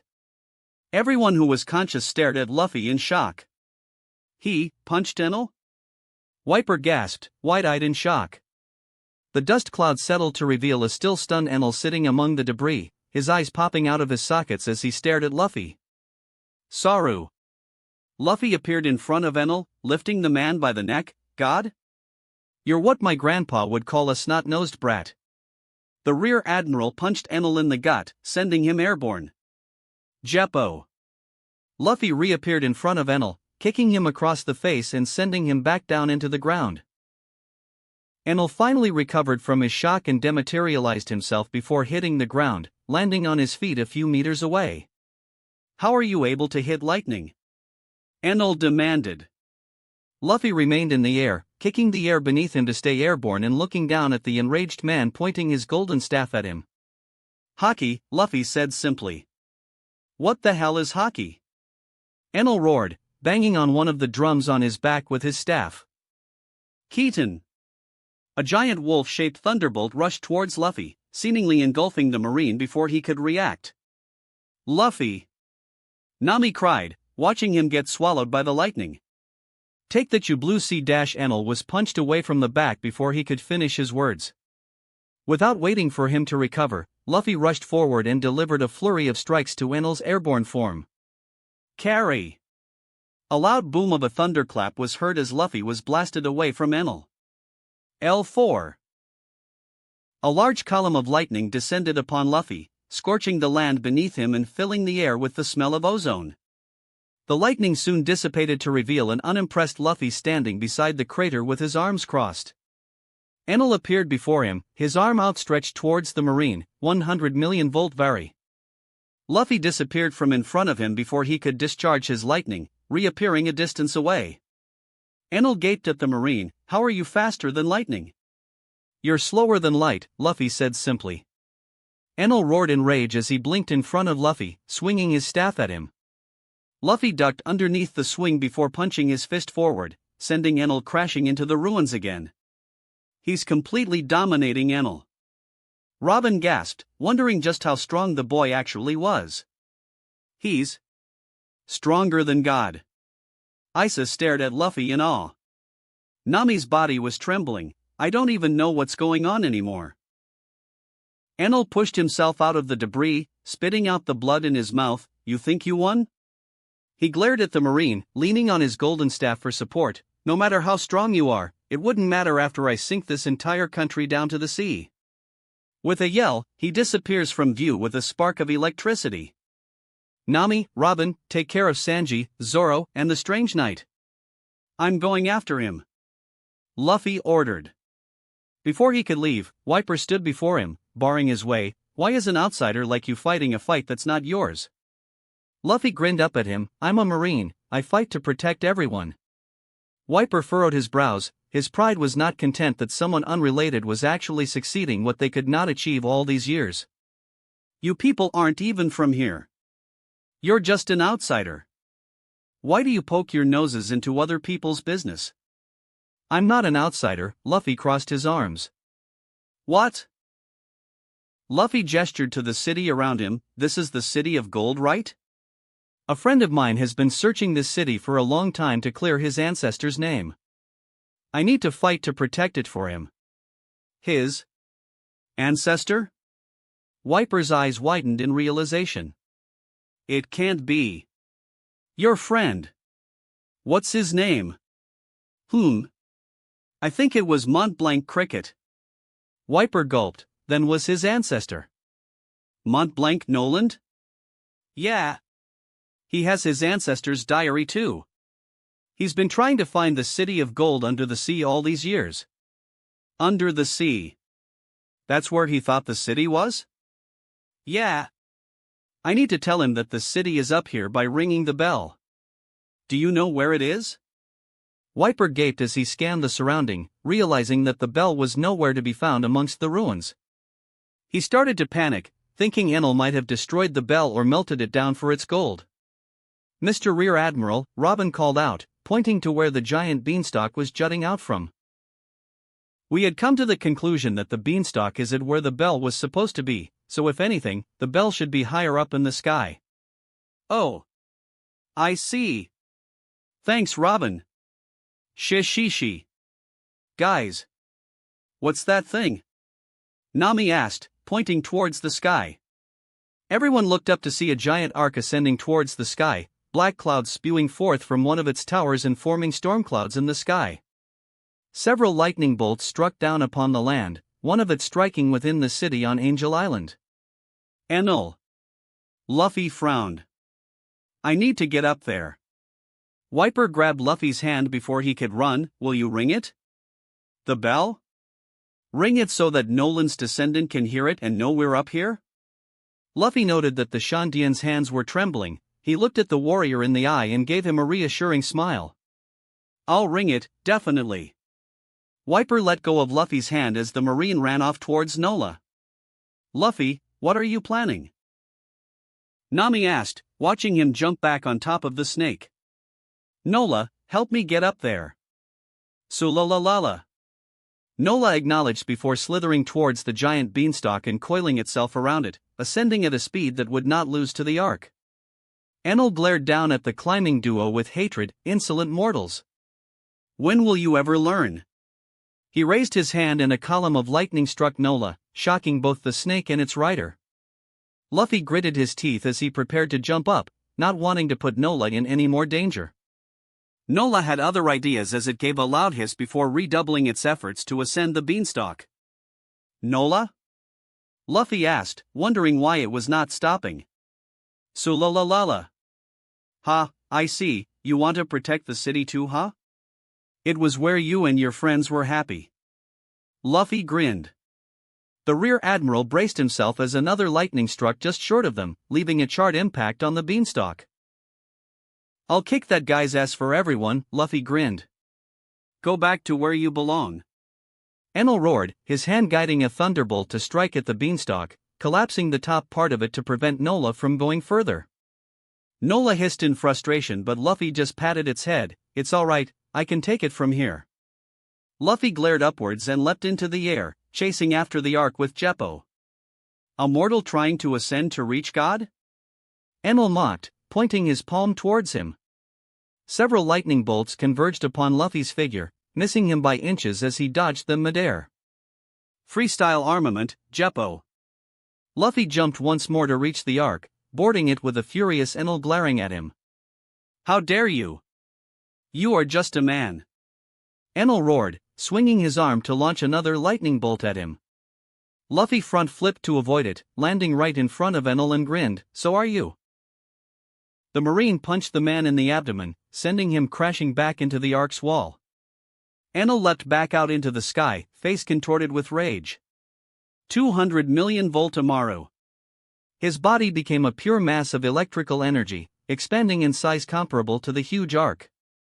You are just an impudent monkey from the blue seas. How dare you try to ruin God's plan? Enel punched his arm forward, his arm changing into a column of lightning that stretched towards Luffy. The Marine dodged it at the last second, jumping up to meet the Lightning Man. God this, God that. What kind of God doesn't protect anything? Luffy yelled, his whole skin turning black. You're just a normal human. Enel swung another fist at him. Freestyle armament, Jeppo. Luffy jumped once more to reach the torso of Enel, both of his fists straight in front of him and aiming at the giant target. Freestyle armament, Rokugan. A huge shockwave blasted out from Luffy's fists as they impacted against Enel, sending him flying backwards. His giant form quickly reverted back to his original human form as he lost consciousness, flying through the walls of the arc and straight into a cloud. His unconscious form smashed against the golden bell hidden behind the cloud, sending a loud ring that reverberated throughout the sky. The momentum was carried to the bell as it fell off the cloud, dropping back down to upper yard as it continued ringing all the way down, captivating all those within range of its melodious chimes. He did it. He rang it. Wiper cried. Can you hear it, descendant of Noland? We're up here. Your ancestor never lied. He defeated Enel. Dawnfall muttered, having recovered consciousness moments before. The Scythians who had been evacuating with the Shandians all stopped in their tracks, looking up towards the sky as the storm clouds scattered with the bell's chimes, revealing skies clearer than they remembered. Every one of them cheered and hugged one another, their races and differences forgotten like the wind. Luffy collapsed on the ark, breathing heavily, so tired. I want meat. The ark slowly descended after losing its power, landing near the beanstalk with a soft thump. Nami immediately climbed up onto the ark, finding an exhausted Luffy still sprawled on the deck. She rushed up to him and pulled him into a tight hug. You did it, Luffy. You did it. Huh? Yeah, I guess, Enel is dash. You brought all the gold back. We can disassemble the ship and get all the gold back. Nami yelled happily, before running off to inspect the ark. Luffy could only chuckle weakly as he watched his navigator fuss over how much gold the ship contained. The war between the Shandians and Scythians was officially over after Enel's defeat. The Shandians recovered the golden bell with Luffy's help, and Robin discovered the secret behind the poneglyph, shocked that the former pirate king had known how to read and write the ancient script. She told the Shandian chief that the poneglyph has already served its purpose, prompting the chief to break down in tears, glad that his people could finally stop fighting once and for all. The Shandians, Scythians and Straw Hats partied the days away, first having a dance party on Upper Yard before moving to Angel Island to have a feast. Dawnfall was reinstated as god of the country, and the militia were found to be mostly hurt but thankfully all alive, returning safely to their families. Dawnfall's first decree was to allow the Shandians back into their homeland, and relations between the two had never been better. Pagaya had used a spare jet dial from the ark to build a waver as a gift to the Straw Hats, although only Nami managed to write it, much to her delight. Realizing the Straw Hats' interest in dials, many Scythians offered a wide variety of dials to the Straw Hats as thanks for saving their country, welcoming them as guests to their homes. The crew had decided to use the ark to transport Mary and the huge amount of gold that the Shandians and Scythians had offered them back to the Blue Sea. With the help of the rescued militia, Luffy acquired the blueprints to Enel's ark, sharing it with his crew to learn how to operate it to a certain extent. They would still have to disassemble the ark eventually to get the gold that Enel had used to build it, but that would be after they had returned to their own seas. The mechanics of Angel Island thus worked together to repair the ark and attach the Straw Hat ship securely to it, ensuring that their saviors could return back to their sea safely. Even Nola had its own gift for them as well, spitting out a huge pile of gold it had eaten and unceremoniously dumping a golden crown on Luffy's head before nuzzling him affectionately. And too soon, it was time for farewells as the citizens of Sky Island gathered to see off their heroes. Mary was attached behind the ark as it sailed towards Cloud's End, where the ark's jet dials will ensure a slow and safe descent back down to the Blue Sea. Come back and visit sometime. We'll definitely welcome you. We'll ring the bell for you guys. Be careful on your way down. We'll miss you. Almost everyone from Skypiea had turned up to bid their heroes farewell. The Straw Hats stood on the ark, waving back to their sky friends. Yeah. We'll come back again and eat sky food again. Luffy yelled enthusiastically. They still have a lot of rebuilding to do, but I guess it's a start, Zoro smirked, remembering the drinks he shared with Braham. Aw, I'll definitely come back, my angels. Sanji waved to a group of Scythian girls. All this gold, we're rich. Nami laughed, rubbing her face on a gold plate while surrounded by piles of gold on the deck. I would still like to explore their history when next given the chance, Robin mused, recalling the ruins she had spent the days inspecting with the local historians. There's also a lot of interesting plants in Upper Yard. I'm sure there's also unexplored areas with rare medicinal plants in there. Chopper's eyes sparkled. So many dials. Usopp's arsenal is going to expand so much. Usopp grinned, looking through the huge bag of dials he obtained. Farewell. And come back to visit. Hizo! The crowd yelled just as the arc reached the end of the cloud, beginning its descent with Mary trailing behind.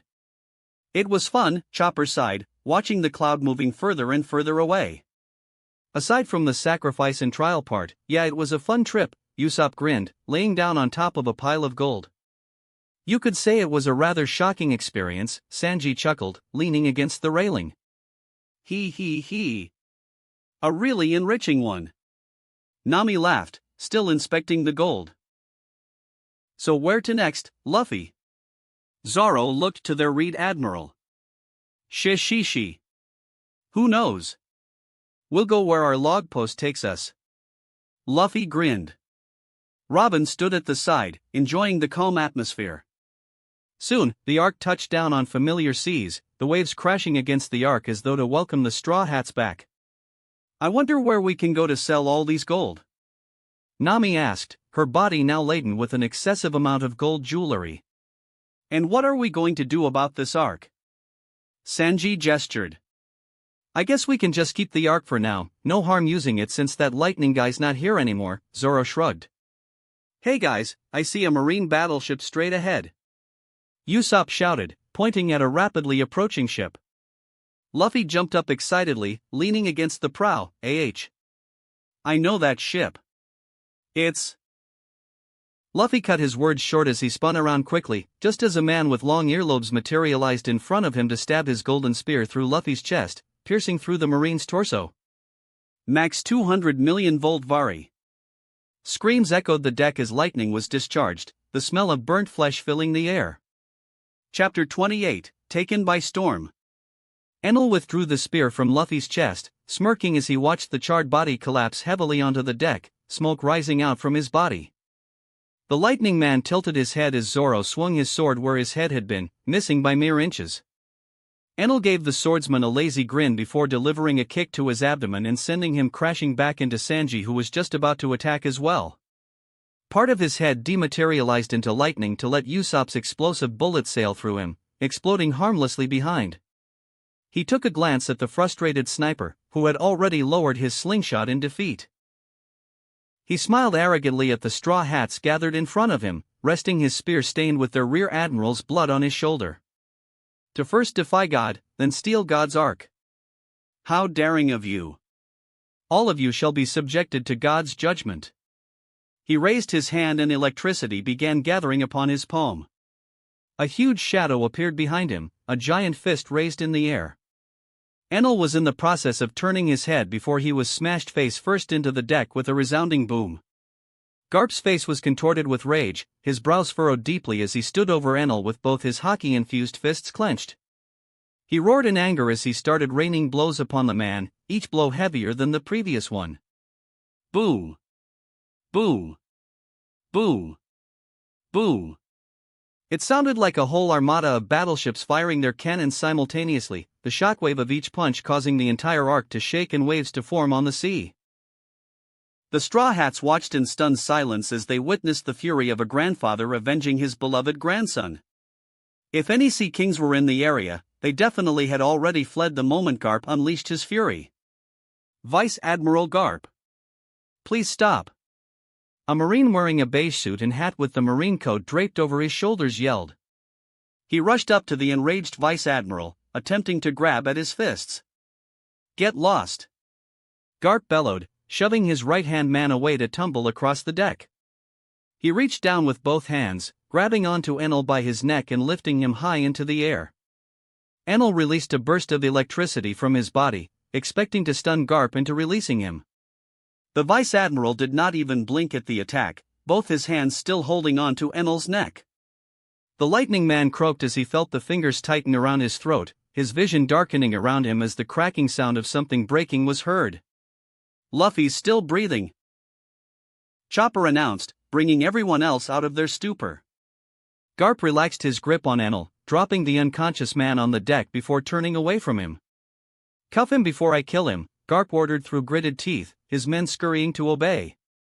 The Straw Hats gathered around Luffy, worry clear in all their eyes. Chopper was pressing his hooves around the wound, trying to stem the flow of blood as best as he could. His hands suddenly froze, beads of tears starting to form at his eyes. Chopper. How is he? He's fine, isn't he? Usopp asked. Chopper looked up with tears streaming down his face, his hands still on Luffy's chest. His right lung is pierced. His heart. What's wrong, doctor? Robin soothed, trying to calm him down. Chopper swallowed. His heart. He's dying. The crew gasped collectively. The pool of blood beneath the rear admiral continued to increase in size. Garp dug out Luffy's Vivre card, frowning when it had shrunk to the size of a pinhead. The vice admiral walked up to the reindeer. Can you save him? Chopper's tears start welling up again before he starts crying. I'm sorry. I'm not strong enough. I'm too incompetent. Usopp immediately lifted the doctor to his eye level. Stop saying that, Chopper. You're the doctor Luffy personally picked to be on this crew. You aren't weak. You can save him. Chopper sniffed back his tears. You're going to be the best doctor in the world. What's a little wound? Luffy has lived through worse than this. You can do it. Chopper glanced at Luffy's unconscious body. Maybe a respirator.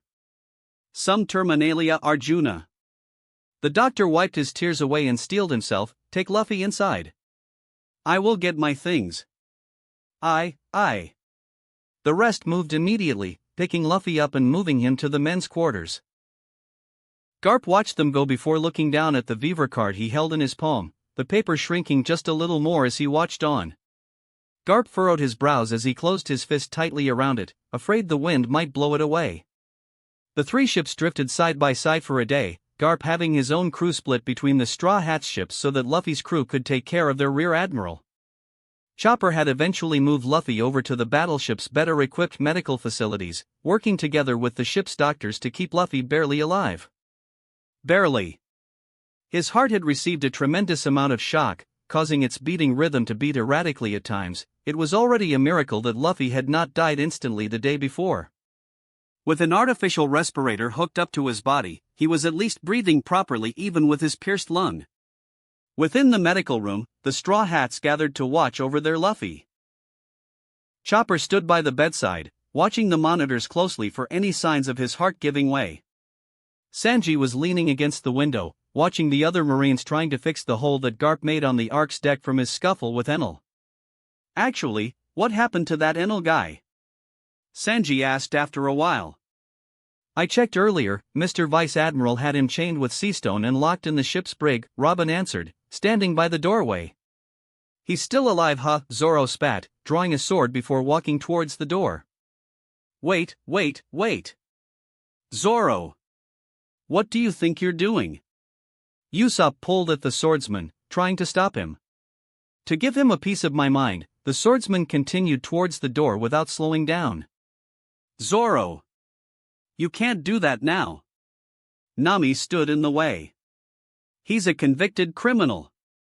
If you kill him, you'll be charged. You think I care? You should if you still want to be a Marine under Luffy. Zoro furrowed his brows before turning back to the room. Chopper, don't sugarcoat it. Will Luffy make it? Chopper's hands froze as he heard Zoro's words, his body trembling a little as he placed the bandages he was about to change down. Zoro! You need to trust in Chopper. He's the best doctor there is. Usopp smacked him on the arm. A single tear rolled down Chopper's cheek as he turned his head to look at the swordsman in the eye, his lips quivering. At most. He'll probably last another 3 days.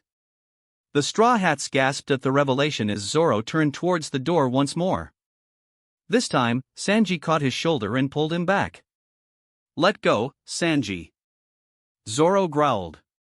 He was about to shake the cook off until he saw the same anger he had reflected in Sanji's eyes. You're going to do what?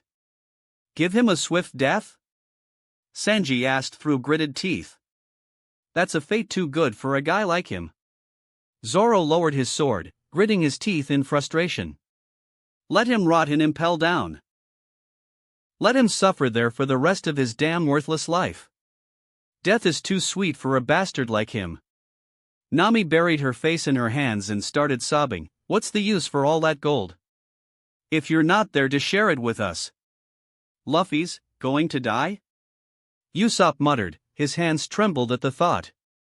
Robin looked out the window, her mind wondering what will happen to her if she was no longer under his protection. Most probably another life on the run, unless she decides to end her life once he drew his last breath. She smiled a little, thinking how ironic it was that she was considering of dying together with him like lovers might. What will happen to us? Chopper asked, a question that no one was able to answer. Garp, who had been standing outside the door, turned on his heels and marched down the corridor, making his way down to the kitchen. He picked up a bowl of fruits and a fruit knife, ignoring the raised eyebrows from the chefs. Without a word, the Vice Admiral made his way down to the ship's brig, stopping in front of the sole Marine on watch duty who saluted as soon as he saw the Vice Admiral. I want to talk to him alone, Garp announced. The Marine nodded, passing a key to Garp before walking past him to head for the stairs. Garp held the key tightly as he stepped down the dimly lit corridor, stopping in the only occupied cell in the room. He stuck the key in the lock and twisted it open, stepping in without bothering to shut the door behind him. The only occupant of the cell was chained at the arms to the far end of the wall, his face still bruised and bleeding from the beating Garp had given him yesterday. I brought some fruits for you, Garp grunted, placing the bowl of fruits in front of the Burkan. Ha! Yeah, ha ha ha. Enel laughed, looking up at the Vice Admiral. Is this a peace offering? For God to forgive your travesty? Garp narrowed his eyes as he sat down in front of Enel, crossing his arms. I had heard from Luffy's crew about your God complex. I did not think it was this serious. Yeah, ha ha ha. I am God. There is nothing complex about it. God, eh? So what is the all-powerful God doing chained to a wall in a small cell on a ship? Garp growled. Foolish blue sea dwellers. Enel smirked. You can't mock me, I've heard some interesting things down here. Garp's frown deepened. He also knew that Enel's so-called mantras still allowed him to listen to everything nearby. 3 days?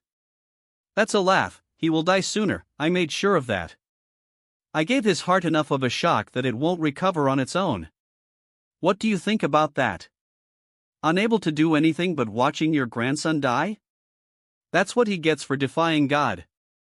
Garp furrowed his brows, standing up and smashing Enel's bindings with a swing of his fist. Enel was taken aback by his sudden freedom, looking down at his arms where the seastone cuffs had been, the bindings falling on the cell's floor with a loud clang. As he looked up at Garp in confusion, he saw the Vice Admiral's face contort with rage, a fruit knife with a black-colored blade held in his hand. Enel only had time to flinch before the blade found itself buried in his neck, drawing a gurgled scream from him. Garp roared as he pulled out the blade, shoving the Burkan to crash on the floor, kicking over the bowl of fruits in the process. Garp descended upon Enel with the same fury he had yesterday, plunging the knife underneath the Lightning Man's chin and twisting it, breaking the blade inside. The Vice Admiral tossed the broken handle away, mounting Enel's chest as he rained down blows on his grandson's murderer's face. His hands were a blur as the speed of his punches reached inhuman levels, shattering every bone in Enel's body. The guard from before rushed down the stairs upon hearing the sounds of a fight, gasping in shock as he found a bloodied Garp standing over a dead Enel, the former god's body crushed beyond recognition. He swallowed the bile in his throat as he noted the cell was completely caked in blood, some of it still dripping down onto the floor. Vice Admiral? The guard stuttered. Garp reached down to pick up a fruit off the blood-soaked ground, gripping it tightly in his hands as he left the cell. Darn prisoner broke his chains and attacked me, Garp wheezed as he passed by the guard. The guard wisely decided not to point out that the prisoner was cuffed with seastone handcuffs and should not even have the strength to break them. He resigned himself to clean the cell as best as he could, hoping the blood had not dried yet. Garp ignored the horrified stares of his subordinates as he made his way back to the medical room, secretly glad that his crew had the brains not to inquire about the blood. He reached the room to find it in chaos, Zoro frantically pumping Luffy's chest with his hands while Nami blew air into Luffy's mouth at Chopper's commands. Usopp was yelling at the top of his lungs beside Luffy while Sanji held the sniper back from doing whatever he had been trying to do. Robin stood beside Nami, a set of blood-soaked bandages dangling in her arms, and the only one to notice Garp's entrance with a raised eyebrow. Garp's eyes flashed to the heartbeat monitor that showed Luffy's heartbeat at an erratic rate, evident signs of him going into cardiac arrest. The Vice Admiral materialized beside the bed with a quick sorrow, pushing the straw hats away from Luffy. His fist crushed the fruit that he had been carrying, pouring its contents down Luffy's mouth before closing his mouth and tilting his head to force him to swallow it. Vice Admiral. What did you feed Luffy? Chopper demanded, all signs of decorum thrown out the window and worry for his friend. Before the Vice Admiral could answer, the monitor gave a long beep signaling a flatline. All eyes turned to the monitor, anxiously waiting for a pulse to appear. Minutes trickled by and Nami was the first to collapse on the floor in tears. Usopp and Chopper soon joined her while Robin's eyes grew distant. Zoro just stared at Luffy's still body with his body tensed, his breathing rate increasing without him aware of it. Sanji stood opposite Zoro with his lips pursed, his hands hanging loosely at his sides. That was when the monitor started to fizzle out, the display winking in and out of existence. Smoke billowed out of the monitor before it suddenly exploded in a shower of sparks, prompting everyone to turn their attention back to Luffy. The same smoke was also beginning to spill out from underneath Luffy, and the distinct smell of ozone filled the air. An electrical explosion blasted Garp away from the bed to crash into the wall, leaving his imprint on it. Vice Admiral Garp. What did you feed Luffy? Chopper asked again. Garp showed no signs of replying as he kept his head lowered. Robin's eyes grew wide in realization. What happened to Enel? Garp sighed deeply before answering, he's dead. Everyone then realized whose blood Garp was soaked in. A million questions raced through the Straw Hats' minds, but before they could be vocalized, a soft but distinct cough could be heard coming from the bed. Guys? Gramps? A voice everyone all too familiar with echoed. All eyes were on Luffy as he stared at his grandfather slumped down at the wall. Luffy! His crew surrounded him immediately. Chopper went straight to checking his condition. His heart is stable, he announced, sighing in relief. The rest of the crew let out the breath they had been holding as well, but all of them tensed up almost immediately at the same time. They noticed Garp still slumped at the wall, and they shared a look with one another before nodding their heads in unison. Nami immediately pinched his cheek. Do you know how worried we were? How can you let that happen to you? That was pathetic, Zoro agreed, nodding his head. Yeah. Some future admiral you are, getting ambushed like that. Sanji huffed. Luffy, you still have a long way to go to be a brave warrior like me. Usopp thumped his chest. You had been overconfident, Mr. Rear Admiral. Robin crossed her arms. I'm just glad you're alright. Chopper clutched Luffy's hand tightly. Shishishi, sorry guys. I let my guard down. Luffy scratched his head in embarrassment, before coughing painfully. Ah. Your lung is still healing. You should not talk so much. Chopper admonished. The crew had expected Luffy to be upset that he was force-fed a devil fruit, perhaps even coming to hate his grandfather for placing such a curse on him. What made it worse was that the fruit had came from an enemy that almost took his life. Worst-case scenario, Luffy might even decide to end his own life. Garp stepped to Luffy's side, his eyes containing a slight tinge of guilt. Nami flinched. Luffy. Don't blame him. He did it too. Garp silenced Nami with an upraised hand, returning Luffy's silent gaze with his own. Luffy. I'm sorry, Garp apologized sincerely. That might have probably been the first time he had ever apologized this seriously to Luffy before, mayhap even to anyone else. Luffy stared back at his grandfather for a long minute, letting the silence stretch before breaking out into a mischievous grin. Shishishi. Gramps, what are you sorry for? You saved me. I should be thanking you for that. Thanks, Gramps. Luffy laughed, not an ounce of blame or anger present in his voice. The two stared at each other before laughing at the same time. Garp went to smack Luffy on the head while laughing. See? This is what happens when you get overconfident. What did I tell you about being alert all the time, you stupid brat? Shishi. I was just too excited to see you, Gramps. Shishi. Wahahaha. Come here, you little rascal. Garp gave his grandson a tight hug, hiding the single tear that rolled down his face before pulling away to grin at him. Luffy looked at the rest of his crew. I guess I'm a lightning man now, huh? Everyone nodded, holding their breaths in anticipation of how he might react to his new powers. Luffy punched his hands into the air. Cool. Now I'm a devil fruit user like Chopper and Robin. The other two devil fruit users on the crew broke into smiles, along with the rest of the crew. Luffy then frowned. Oh, but that means I can't swim now. I guess I need to teach Sanji how to fish for Sea Kings himself. Sanji's smile cramped a little while Zoro smirked at him. And Zoro can help out too, then we can catch more food. Luffy clapped his hands. This time it was Zoro's turn to pale. Ah, but Gramps, you have to teach me how to use the fruit. Luffy whined. Garp hit him on the head. Do I look like a devil fruit user to you, you stupid brat? Ah. Stupid Gramps. Luffy grabbed his head in pain. How dare you call your grandfather stupid? Garp swung his fist down on Luffy again, only to have Luffy dodge it. Stupid. Stupid. Stu-you-upid. Luffy stuck his tongue out at his grandfather. A tick formed on Garp's head as he rolled up his sleeves. Why, you stupid brat? I need to teach you another lesson again. Vice Admiral. He's still injured. Chopper protested. I don't care. You're the doctor, patch him up after I'm done beating him up. Stupid Gramps. I'm a lightning man now. I'll overtake you soon as an admiral. Then I'll make you bring me meat every day. Luffy yelled at him. Garp pinched his grandson's cheek. Ha! As if a cheeky brat like you will ever reach there while I'm still around. I will. And you're gonna be the one that presents my new rank at the ceremony. Everyone in the room had a face full of smiles as they watched the two bicker back and forth, dutifully ignoring that Garp was still soaked in blood.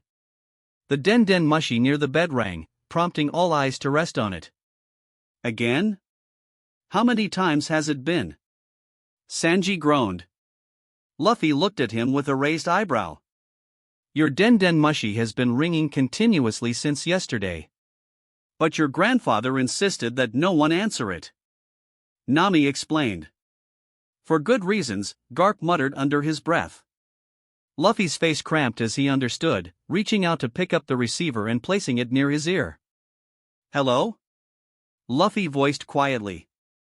Luffy. A female voice shrieked, stunning the Straw Hats while Garp just shook his head. Calm down, Hancock. Luffy winced. Some of the Straw Hats' eyes widened when they heard the name.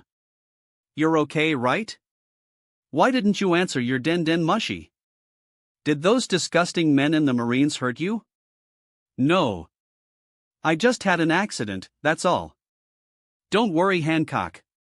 What kind of accident was it? Your Vivre card had shrunk so much. Hancock sobbed. I almost thought I lost it. Garp snorted. He knew the Pirate Empress had a special glass display case that she kept Luffy's Vivre card in to fawn over. Not only that, she was the only one allowed to touch it, so unless the case was shattered, there was no way she would have lost it. I'm sorry, Hancock, Luffy apologized sincerely. I'll visit you when I next get the chance. Oh, don't worry, Luffy, I'm on my way to you. Hancock squealed in excitement. Garp's jaw dropped at the proclamation, shaking his head frantically as he caught Luffy's eye. Are you sure, Hancock? What about your people? Oh, they're fine. In fact, they insisted we come and check on you. The last time I heard you fell sick or something and that confounded Sengoku couldn't do anything about it. So I'm taking matters into my own hands. I'm bringing your favorite food too. Garp face palmed at her answer. Oh. Alright then, Shishishi. I'll see you. Hiya, I'll see you soon, Luffy. Wait for me, Hancock squealed before Luffy hung up the den mushi.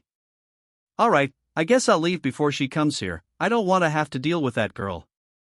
Garp waved, making a quick exit to get his crew ready. Bye, Gramps. See you later. Luffy laughed while waving his grandfather off. Sanji pounced on his rear admiral, grabbing him by his collar and shaking him. You. Was that the most beautiful woman in the world, Pirate Empress Hancock? Yes? Luffy replied while being shaken. Sanji shook him even more ferociously. How does she know you? You ugh. Luffy groaned, unable to answer from Sanji's frantic shaking. Stop shaking him and let him answer. Nami smacked the chef on the head. Luffy took a moment to orientate himself. Back when Gramps was training me, he had thrown me out into the sea to learn how to swim. A couple of sea kings attacked me, which landed me on her ship, and we met there. The crew took a while to digest his story. If I didn't know you, I would have never believed that kind of story. Sanji sighed. So?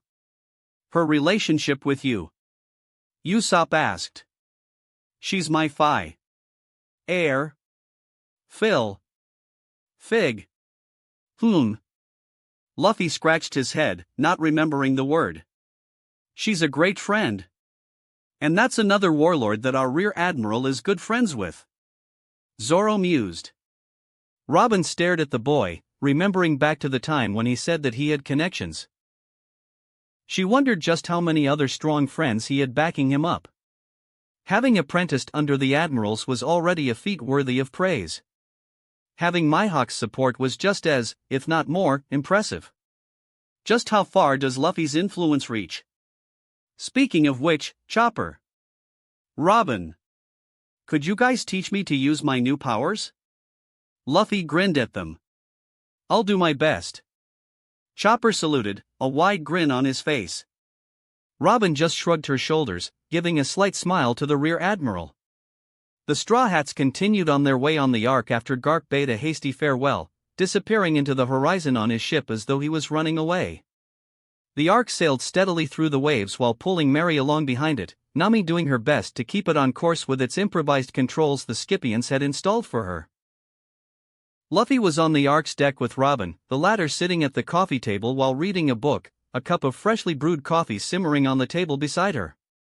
The rear admiral stood with his back ramrod straight, his right hand stretched out in front of him, palm facing the sky. A bead of sweat rolled down his forehead as he concentrated on the space above his palm. You do not need to be so tense, Mr. Rear Admiral, just feel the power flow into your hand. Robin remarked, not taking her eyes off her book. Luffy grunted in acknowledgement, taking a deep breath to calm down his breathing before trying again. He imagined a flow of energy coming from deep within himself, flowing from his belly towards his arms and to the tips of his fingers.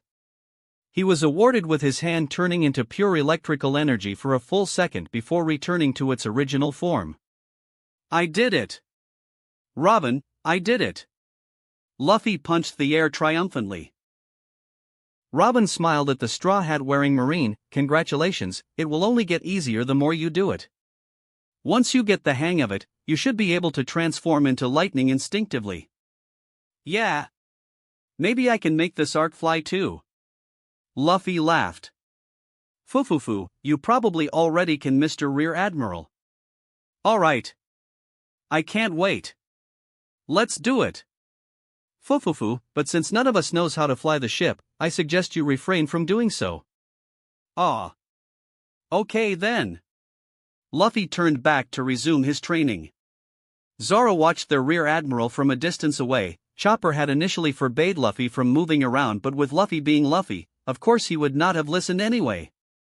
They then compromised on having at least two people watching over him at all times. One of them would immediately look for Chopper should Luffy's injury act up in any way. Wouldn't have tagged him for a man on his deathbed yesterday, Zoro grinned, leaning against the railing of the Ark. The ship sailed along steadily following the log pose for the next few days, finally spotting land ahead. Land ho!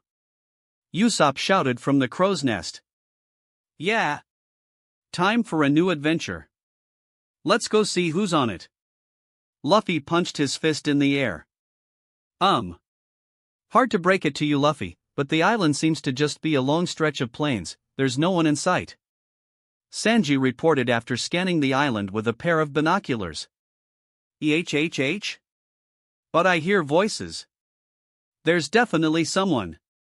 Luffy protested. Ah, right. The electromagnetic waves thing. Zoro nodded in understanding. Anyway, let's land our ships. I want to go exploring. Luffy yelled, already pulling on his cloak. Luffy! You're still recovering. I forbid you as your doctor. Chopper protested. Nami just smiled at him. Give it up, Chopper. Once he's like that, he won't listen. Why don't you go with him, Mr. Doctor? Then you can watch over him too, Robin suggested. Chopper gasped in shock. Ah! That's right. Good idea, Robin, you're so smart. Usopp raised a hand enthusiastically. I'll come too. This island looks interesting. They soon anchored the ark near the coast of the island, the exploration team already leaping off the ship to explore.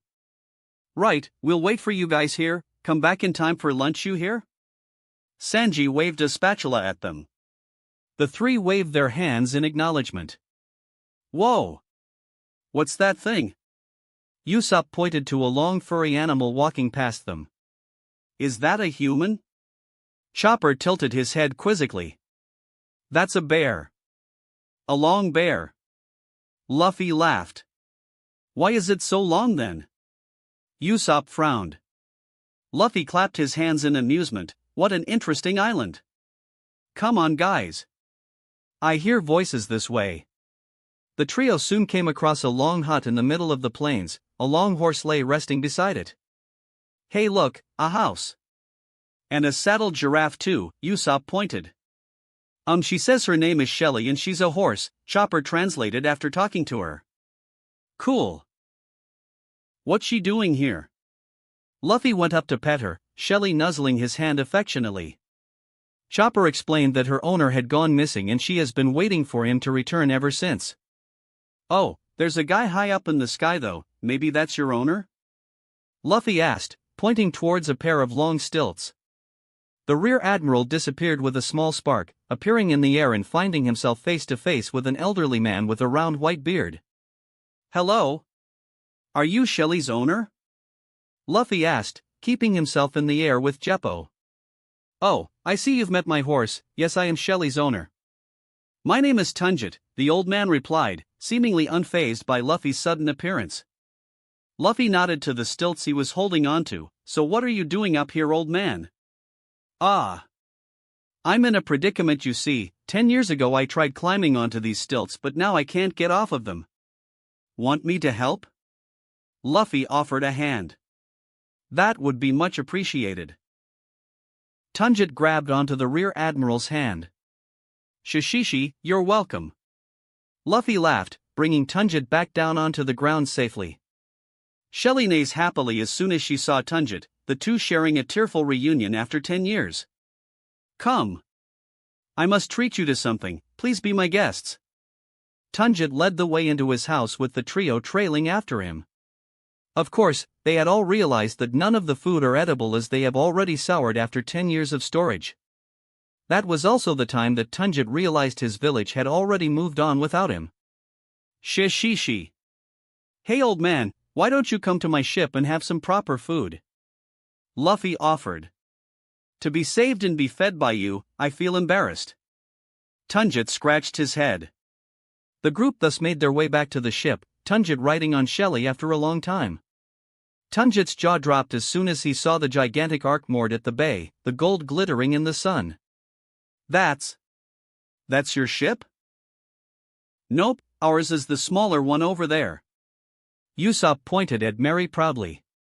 We're only using the big one to transport our gold before we disassemble it. Tunjit nodded in understanding, still gaping at the ark. Sanji. Is lunch ready yet? We have guests. Luffy yelled, stepping on board Mary. Sanji peeked out from the kitchen. Oh? Just in time, I was just done. The rest are all waiting inside already. You can leave that giraffe outside on the deck and I'll bring something for it. Shishishi. Sanji, it's not a giraffe, it's a horse. Luffy laughed. The cook stared at his rear admiral incredulously before disappearing back to the kitchen, deciding it was not worth his time to argue with him. The crew soon settled in the dining room, Tunjit sharing his history and the island's peculiarities with the Straw Hats. The peace was soon shattered as a loud crash was heard and the ship shook from the impact. Earthquake? Usopp asked, holding on to the shaking table. Nope. There's a ship outside. Luffy grinned. Tunjit was instructed to hide inside while they went to check the disturbance. Upon exiting the kitchen, a large pirate ship with the figurehead of a fox loomed over Mary. The two anchoring paws on either side of the pirate ship anchored on the shore, trapping Mary in between while the Ark floated just outside. Pirates! Zoro growled, his hand on his sword. A short pirate with his hair split into two spiky sections jumped onto the figurehead, Feifei. You people down there! We Foxy Pirates hereby challenge your captain to a davy-back fight. A davy-back fight? Luffy glanced at his crew. It's like a gambling game for pirates, Usopp explained.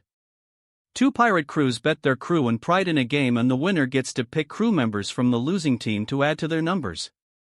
It's a way that pirates in the past competed for competent crew members. That's right. I'm the Captain Foxy. Is your captain man enough to take the challenge? The pirate laughed. Oh, well then, that's no problem, right? We don't need to play their stupid game. Luffy crossed his arms with a huge grin on his face. Indeed, Zoro smirked, drawing his blades. Sanji tapped his foot on the deck. It's nice to go all out for once. Usopp donned his goggles. Time to test out my new weapons. Luffy! You shouldn't be moving around that much yet. Chopper protested. They should have quite an amount of gold on that big ship of theirs too, Nami considered. Miss Navigator, I don't think we need any more than what we already have. Robin commented.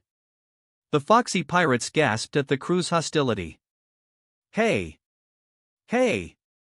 This is a sacred game between pirates. You need to honor it as a captain. Foxy protested. That's where you're wrong, Luffy cracked his knuckles. The whole crew with the exception of Robin turned their backs to them, displaying the word justice emblazoned smartly on their cloaks to the pirates. We're not pirates, Luffy grinned. They're Marines. The pirates screamed in alarm. I thought they were pirates for sure. What kind of Marine has so much gold on their ship? We got tricked. Battle stations. Let's go, guys. Luffy yelled, his leg poised in the air. Rankyaku! The air blade sliced the figurehead in half, causing Foxy to fall back onto his ship's deck.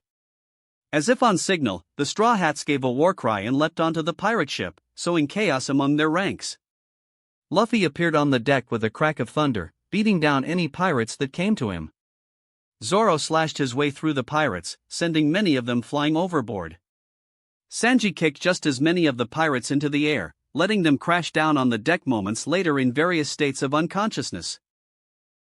Nami manipulated her staff to create various bubbles, using mist and fog to confuse her enemies. Usopp sniped down any pirates that were trying to harm his friends from behind, supporting them with covering fire while also testing out his new dials. Chopper wrestled through many of the pirates, his human form's strength surpassing most of the pirates. Robin stood back and summoned hands around the place, putting many of the pirates in various subjugation poses. Damn it! Just our luck to run into Marines. Foxy cursed, glaring at Luffy who stood before him with his arms crossed. Noro beam! The pirate yelled, firing a circular beam at him. Not wanting to find out what the beam does, Luffy jumped upwards to avoid the beam, landing behind the pirate captain to give him a swift kick across the face. Ah! How dare you hit my face! You dirty Marine! Foxy protested, holding on to his face in pain. Luffy ignored his protests and rushed forward to give him another punch to the face. Foxy growled in anger as he fired another Noro beam which Luffy easily ducked under. Luffy grinned as he pointed a finger gun at the pirate. Lightning bullet! Luffy yelled confidently.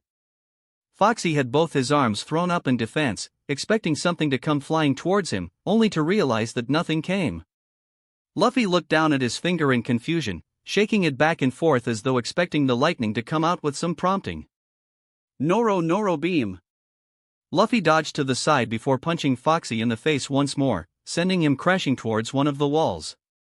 The Rear Admiral sighed as he looked down at his hands. Guess I still don't have this devil fruit fully under control yet. As Nami continued to set up her clouds, a few rose-shaped shurikens narrowly miss her, sailing past her side to embed itself into the deck. The navigator looked up to see a slender woman spinning her baton while wearing a pink jumpsuit and a hat with a white puff ball hanging at the end. The foxy pirate's idol, Portia, enters the battle. The pirate laughed merrily, spinning her batons even faster.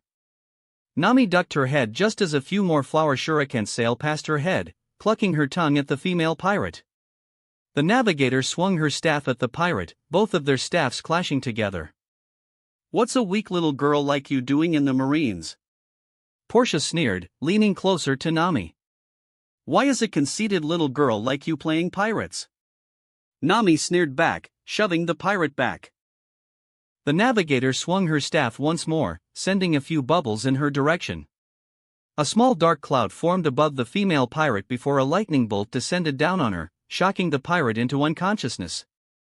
Nami blew a kiss in her direction before rejoining the fight. Usopp ducked under a pirate slash before tossing a bag full of pepper into the pirate's face, kicking him overboard while the pirate was blinded. Out of the corner of his eye, the sniper spots a shadow heading straight towards their ship from below the water. "Yeah! Sink their ship, Manda!" a pirate shouted from the deck. A large orange shark with yellow stars on its upper body leapt out of the water, its jaws wide open as it prepared to bite off Mary's figurehead. "Not on my watch!" "Exploding star!" Usopp shouted, shooting an explosive bullet at Manda.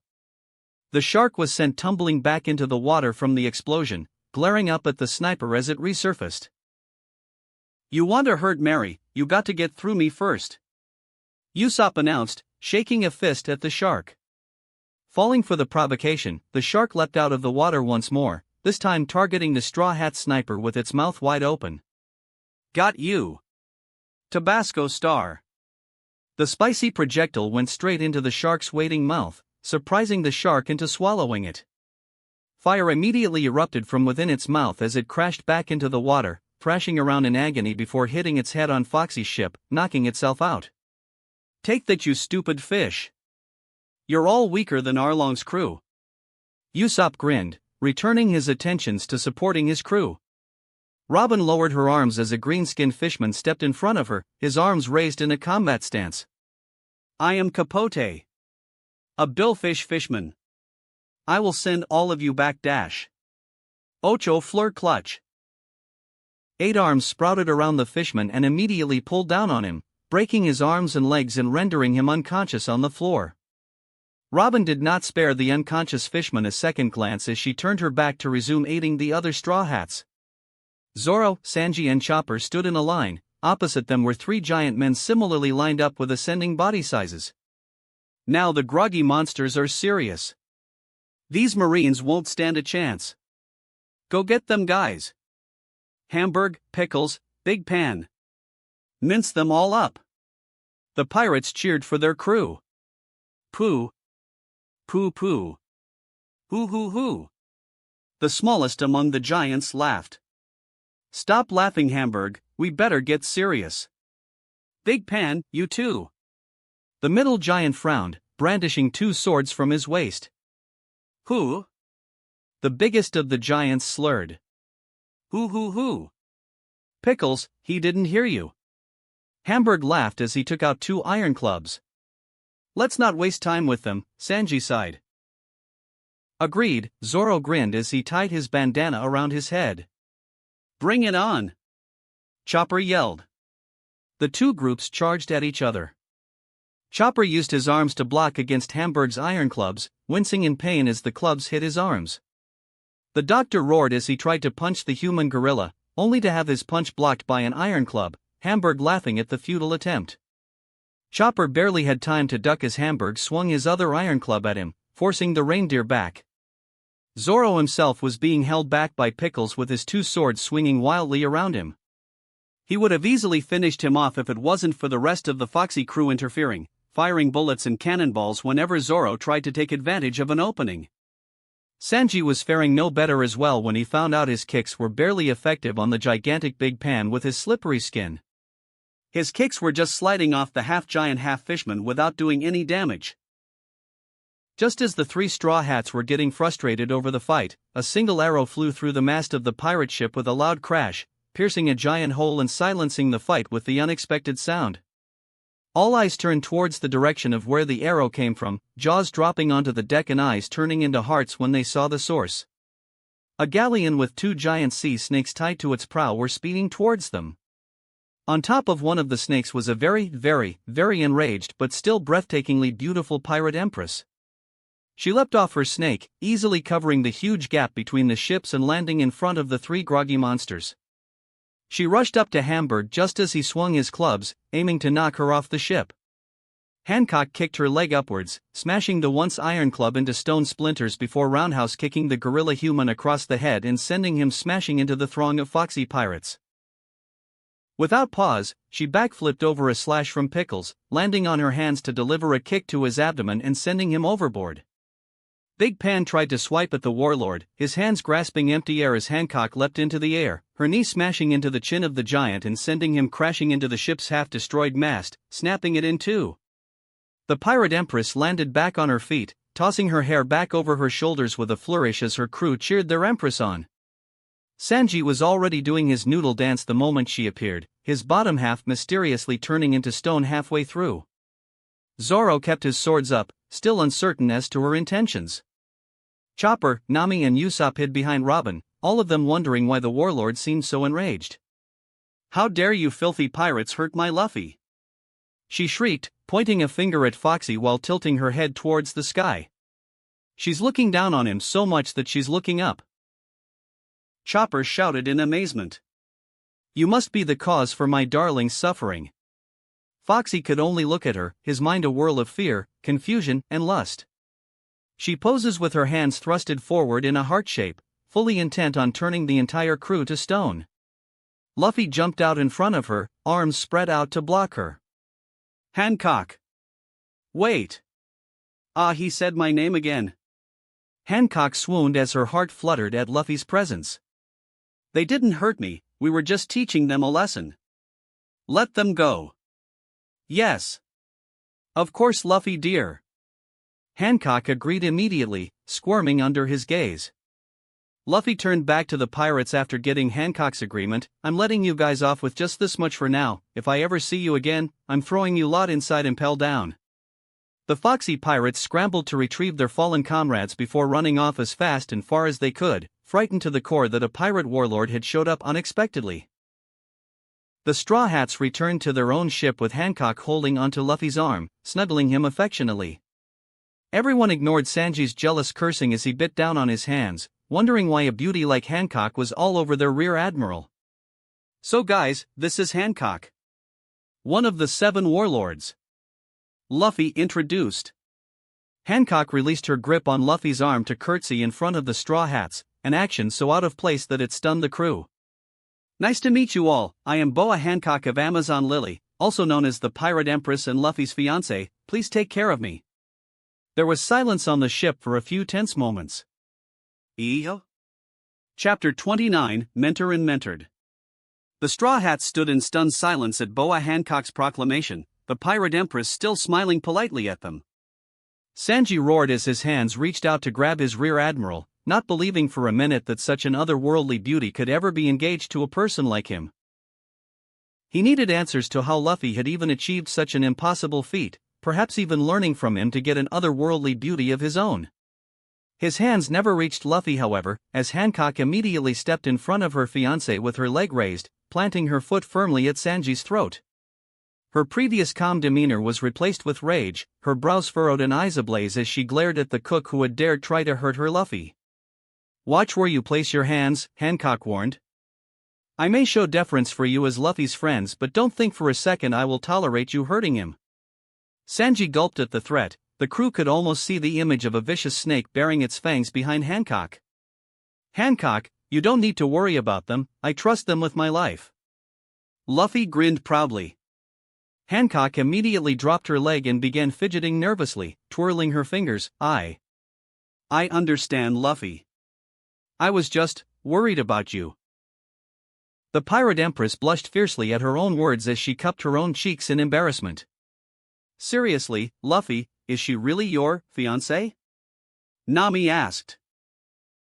Yeah, something like that," Luffy scratched his head. "You're way too casual about it." Usopp shouted at him. "Didn't you say she was only a great friend?" Zoro pointed out. Luffy tilted his head. But she's a great friend too. She helped me with so many things." Hancock blushed a little more. Darling sometimes forgets the word for referring to a person who is engaged. "So Mr. Rear Admiral is an engaged man," Robin mused. "Shishishi, it's not that big of a deal, guys." "Yes it is." His crew shouted at him with shark-like teeth. "How are you engaged to the woman men would kill to just take a glimpse of?" Sanji cried, cursing the world's unfairness. "Why?" "Because he is my fated man, of course," Hancock gushed, holding onto Luffy's hand bashfully. "I even received esteemed grandfather Garp's blessing." "Then why was he running away from you?" All the Straw Hats thought collectively. Hancock wrapped her arm around Luffy's, leaning close to him with a shy smile. "I missed you, darling." "Shishishi, I missed you and everyone else too." Luffy grinned at her, unfazed by her constant fawning. Sanji collapsed into a corner of the ship, crying while drawing circles on the deck with his finger. "Luffy-sama!" A cacophony of shrieks sounded from the Kuja ship, anchoring right beside Mary. Sanji recovered immediately, pirouetting around the deck. "Ah! The famous all-female pirate crew! The Kuja pirates! They're all beauties. Surely there must be someone for me." Sanji leapt onto the Kuja ship, heart spiraling out of him. "What an idiot," Zoro sighed, embarrassed for his crewmate's behavior. "What is this vulgar man doing? How dare he? Luffy-sama is the only man allowed here. Get him out." The Kujas immediately pounced on the marine cook, beating him up before tossing him back onto Mary all battered and bruised. The rest of the Straw Hats looked at his twitching body with pity. "Hey! He's still my friend. Go easy on him." Luffy pouted. "Yes, Luffy-sama." The pirates answered in unison. "Why is even the crew so compliant to you?" Usopp asked with a raised eyebrow, trying his best not to stare at the scantily clad pirates. Hancock leaned her head on Luffy's shoulder, a smile full of pride on her face. "Of course they will obey him, Luffy is the future emperor of Amazon Lily after all." "If I remember correctly, isn't Amazon Lily a pirate country?" Robin asked. Zoro scratched his head. How can a marine become an emperor of a pirate country? "That is simple," Hancock smiled, as though she was explaining a simple question to a group of children. "Because love conquers all." All the Straw Hats' sweat dropped at her answer as the Pirate Empress tucked a loose strand of hair behind her ear proudly. "Ah, Hebiheim-sama is so beautiful." The Kuja pirates screamed. "My dear Pirate Empress, marry me instead. I will gladly give my life for you." Sanji cried, kneeling down on a knee in front of Hancock. "Enough already! You're embarrassing!" Nami yelled, kicking him away.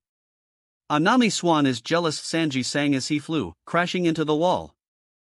"I am not." Nami shook a fist at him. "Give it a rest, you arrowcook," Zoro frowned at Sanji.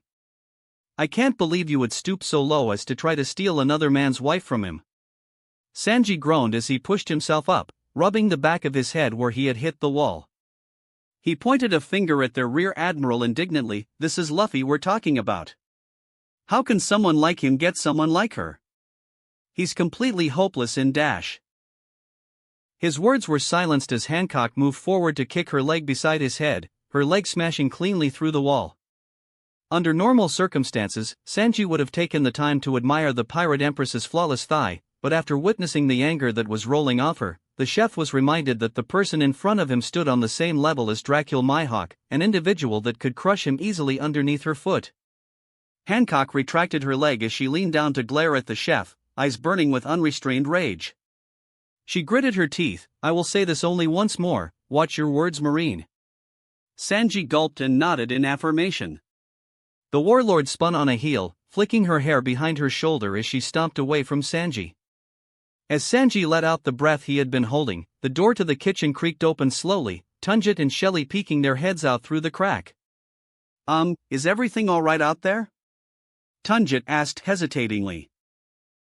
Nami turned towards the door. "Oh, right, almost forgot about you. You can come out now, it's safe." "Oh, thank you so much." Tunjit breathed a sigh of relief as he stepped out of the kitchen with Shelly, the horse barely squeezing out from the door.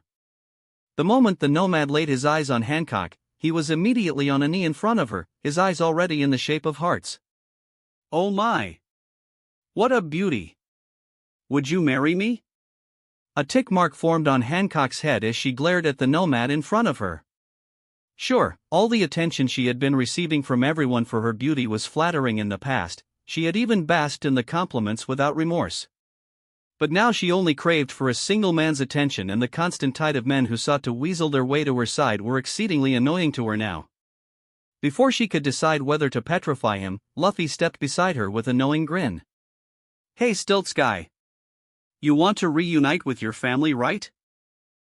Tunjit managed to shake himself out of his infatuation with those words, switching his sights to the Marine Rear Admiral. "Why yes, if it were possible for me.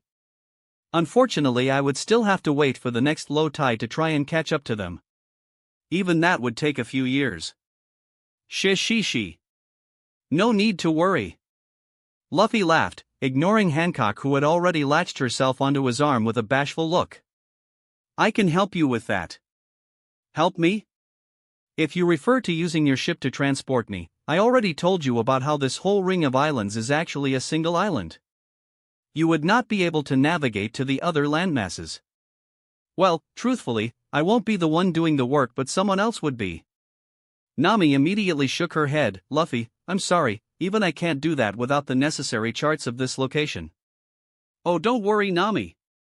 I was not referring to you," Luffy consoled with an apologetic smile. Everyone's gaze then rested on the pirate empress, who was busying herself with entwining her fingers with her fiancés, not giving a single care to everything else around her. "Perhaps it's me you're talking about?"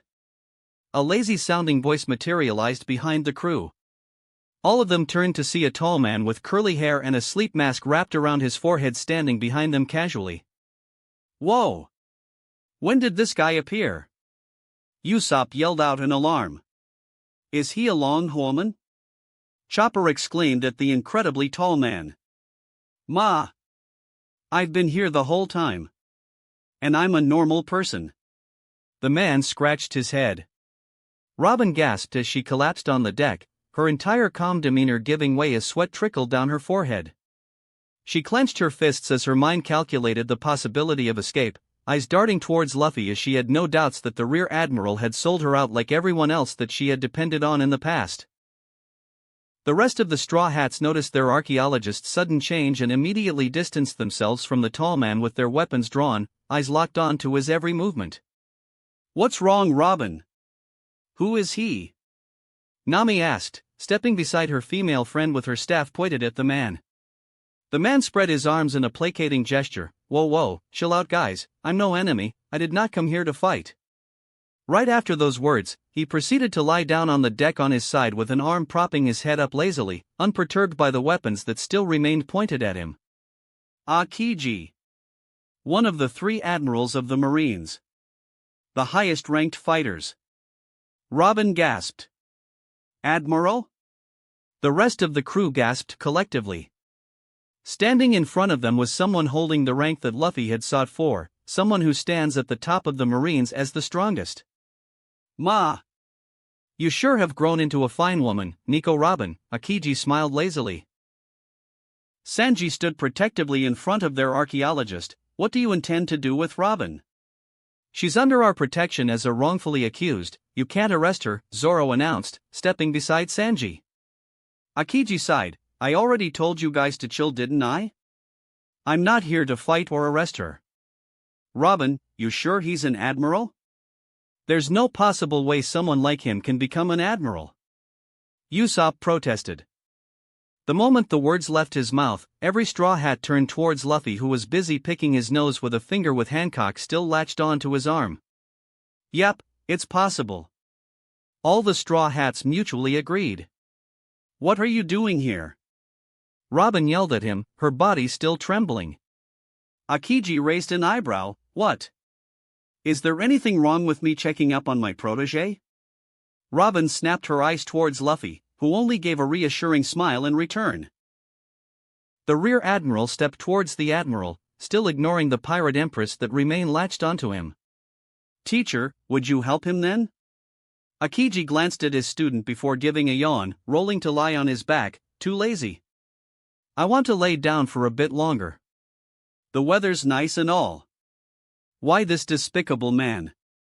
Hancock fumed, clearly upset. It's fine, Hancock, he's right after all, Luffy calmed her down as he detached himself from her. While Hancock was busy gushing about how he called her name again, Luffy proceeded to lay down beside the Admiral as the rest watched on, confused by his actions. Yep. It's definitely a nice weather to lay down. Luffy laughed beside his mentor. Aokiji closed his eyes with a smile, told you. The deck grew silent as everyone stared incredulously at both teacher and student napping on the deck without a care in the world. As if on cue, both Marines suddenly leapt up on their feet at the same time, stretching themselves contentedly. Well, break time's over, I guess I could help you out, Aokiji grinned at Tunjit. Everyone collapsed on the deck in disbelief.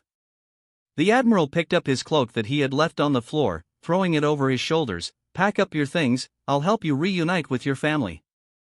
Luffy jumped in front of his crew who were still recovering from their Rear Admiral's antics. Hey, come on guys. Let's go watch how strong my teacher is. Are there any normal people in the Marines? Sanji groaned. Seeing how Luffy is. I'm not very optimistic about that. Zoro sighed. Luffy stepped in front of Robin with his hand extended, intending to pull her up on her feet. The archaeologist stared at him with a frown. I had thought you had been playing me all this while. Lowering my guard so you can hand me over to him. Shishishi. I told you before, I will protect you, Robin.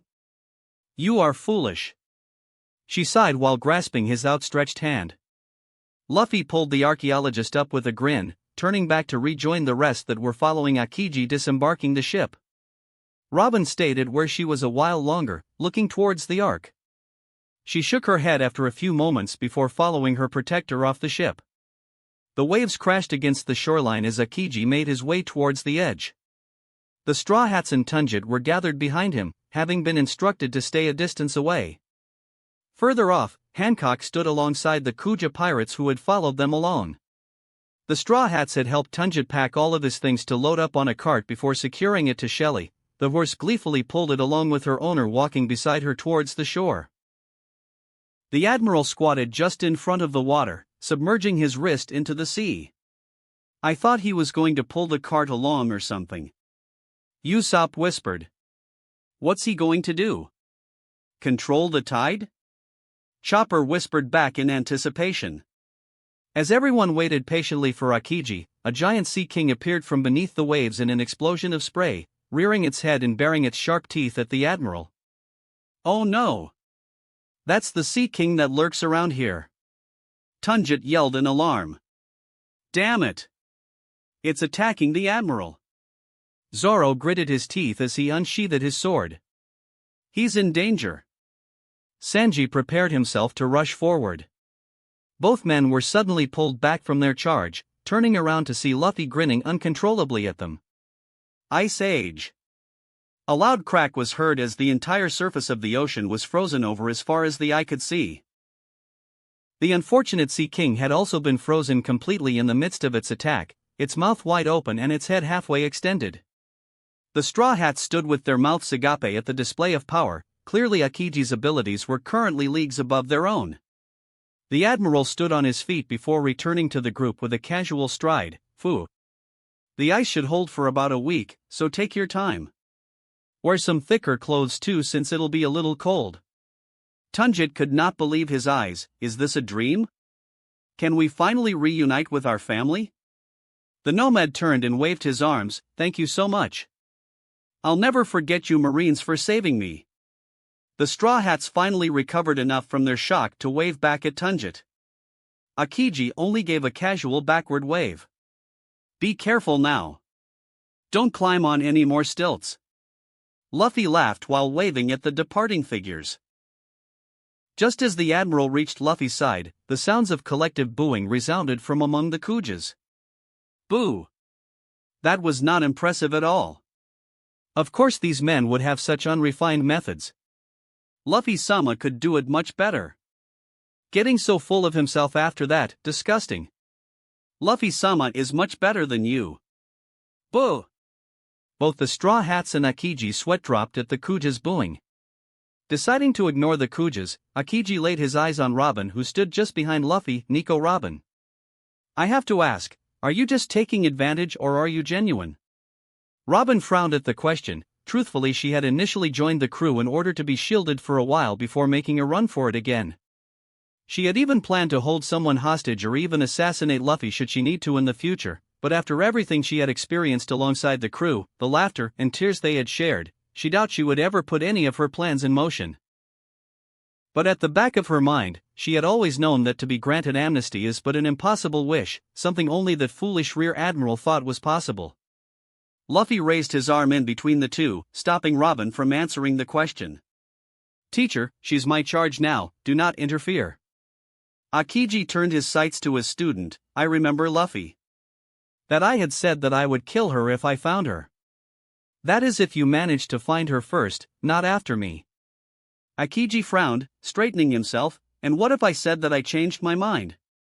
There was a burst of static as Luffy disappeared from where he was, delivering a lightning kick towards the side of the Admiral's head. Water vapor mingled with ozone as Aokiji encased his arm in ice to intercept Luffy's kick, stopping the youth's blow casually. Not too bad, but you don't seem to have full control. Aokiji mused, looking at Luffy's leg that had streaks of lightning discharging haphazardly from it. Luffy disengaged from the Admiral, somersaulting in the air to land in front of Robin. His crew were about to join in as well but was stopped with a raised hand from their Rear Admiral. Ma! You have a good crew, but you seem to be spoiling them a bit too much, don't you think? Aokiji smirked, forming an ice blade between his hands. Before the two could resume their fight, a swift kick came from behind the Admiral, shattering the Admiral's upper body into a million pieces of ice. The Admiral reformed himself a short distance away, smiling mockingly at himself. Era. I had almost forgotten your fiancé was here too. How careless of me.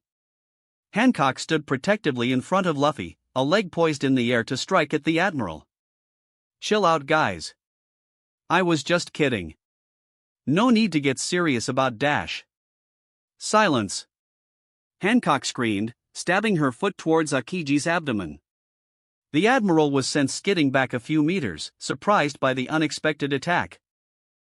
She tossed her head back to face the sky as she thrusted a finger at Aokiji. I've had it with you playing with my darling's feelings. As his future wife, I have to make sure that my darling is never looked down upon as the one who would stand above all in the Marines. Especially not from disgusting men like you. Era. Miss Hancock, I was Dash. My name is not for the likes of you to speak. Hancock yelled, leaping up to roundhouse kick the Admiral across the head. Aokiji threw his arm up in defense, intercepting her kick like how he had with Luffy's. A loud bang resounded from the impact as Aokiji used the momentum to distance himself again. Ouch. That hurt. Luffy, help your teacher out, will you? The Admiral looked imploringly towards where Luffy was, only to see his student cross his arms and stick his tongue out at him before turning away. Reap what I sow, huh? Aokiji sighed as he ducked under another kick from the enraged pirate empress. The Admiral got serious as Hancock kicked towards his head with her armament hockey at full strength, raising his frozen arms to intercept her kick. Hancock found her leg grabbed onto by Aokiji, ice slowly forming around her shin. Only Luffy can touch me. Hancock shrieked, spinning up to kick her other leg at Aokiji, clocking him across the temple. HAAA. Luffy, your fiancé is terrifying. Aokiji sighed, rubbing his head to ease the pain. The ice around Hancock's leg turned to stone before she stomped her foot down, causing the pieces to break apart and fall onto the ground, revealing her unmarked leg. Filthy. To be touched by another man. I need to cleanse myself thoroughly later. Hancock remarked while glaring at Aokiji. Ma. How about we stop this, miss? I don't want to fight. Aokiji tried, though he remained cautious of her. Not until I have taught you a proper lesson. Perfume femur. Hancock got on her hands and delivered a series of spinning kicks at the admiral. Not fancying turning into stone himself, he reformed the parts of his body that were about to be hit, letting the shattered ice drop on the floor to avoid her kicks. Pushing herself back on her feet, Hancock blew out a giant heart-shaped balloon from her lips, pulling the side back to aim at Aokiji. Slave arrow. Ice block, pheasant beak. The admiral threw up his arms as a giant bird made of ice engulfed him, blocking all of the arrows that rained down on him. The ice bird soon turned into stone as the arrows embedded themselves on it, petrifying it in place. However, none of the arrows could penetrate it to reach the admiral that hid underneath. Hancock delivered a swift kick through the petrified bird, shattering it into millions of pieces while aiming straight for Aokiji's chest. Aokiji had his arms crossed in front of him as he took the kick head-on, his frozen arms already beginning to turn into stone. Crashing through the other side of the bird, Aokiji flipped himself into the air to land a distance away from Hancock, reforming his petrified hands from the shattered ice. Without giving him time to rest, Hancock was already lunging towards him, another kick aimed for his side. Ice block, wall. Aokiji flicked his hand upwards, instantly freezing the air into a solid cuboid and trapping the warlord's leg within. Taking advantage of the short time she was immobile, Aokiji thrusted his palm at her. Ice ball. A stream of ice shot towards Hancock and instantly froze her into a solid ball of clear ice, her eyes still glaring at Aokiji even while frozen. Luffy. Control your fiancé, would you? Aokiji whined as he took a leap back, knowing his ice would not hold her. Sure enough, parts of the ice soon turned into stone before shattering into pieces, freeing the still enraged pirate empress. Hancock, I think that's enough, Luffy relented with a grin. Hancock turned towards her fiancé while poking her fingers together sheepishly. Are you sure? If you'd like, I could beat him up some more. The rear admiral walked up to her and patted her head softly. It's all right, Hancock, knowing that you'll do it for me is already enough, thank you. Hancock blushed fiercely as she nodded her head, enjoying the feeling of Luffy stroking her hair. It's like he domesticated her or something. Zoro grimaced. How? Why must it be you? The world is unfair. Sanji cried while pounding the ground with a fist. Luffy is so awesome. Chopper exclaimed with sparkles in his eyes. I don't think it's something you should be praising him for. Nami pointed out.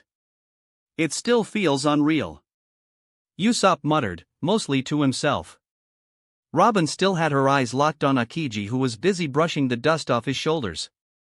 As I said before, I'm just here to check on Luffy. Quite a lot of us were shocked when we heard you were at death's door.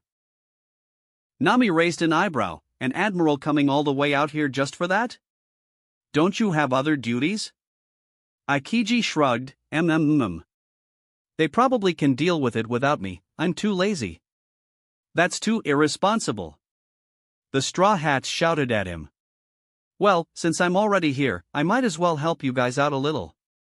I guess a few days should be enough to get your new powers sorted out for you, Luffy. Oh. Training just like before? Luffy clapped his hands in excitement. What about the rest of my crew? Hancock stepped up, not wanting to be outdone. In that case, darling, allow my people and I to aid your friends in their hockey training. I'll count on you guys then. Thanks a bunch, girls. Leave it to us, Luffy-sama. The Kuja pirates shouted in unison. Oh. Training with such beauties. God must be helping me. Sanji danced around.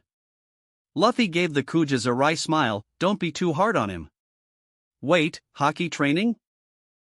Don't tell me they're going to do whatever Garp did to you to us? Nami shivered, remembering Luffy's description of Garp's hellish training. What do you mean?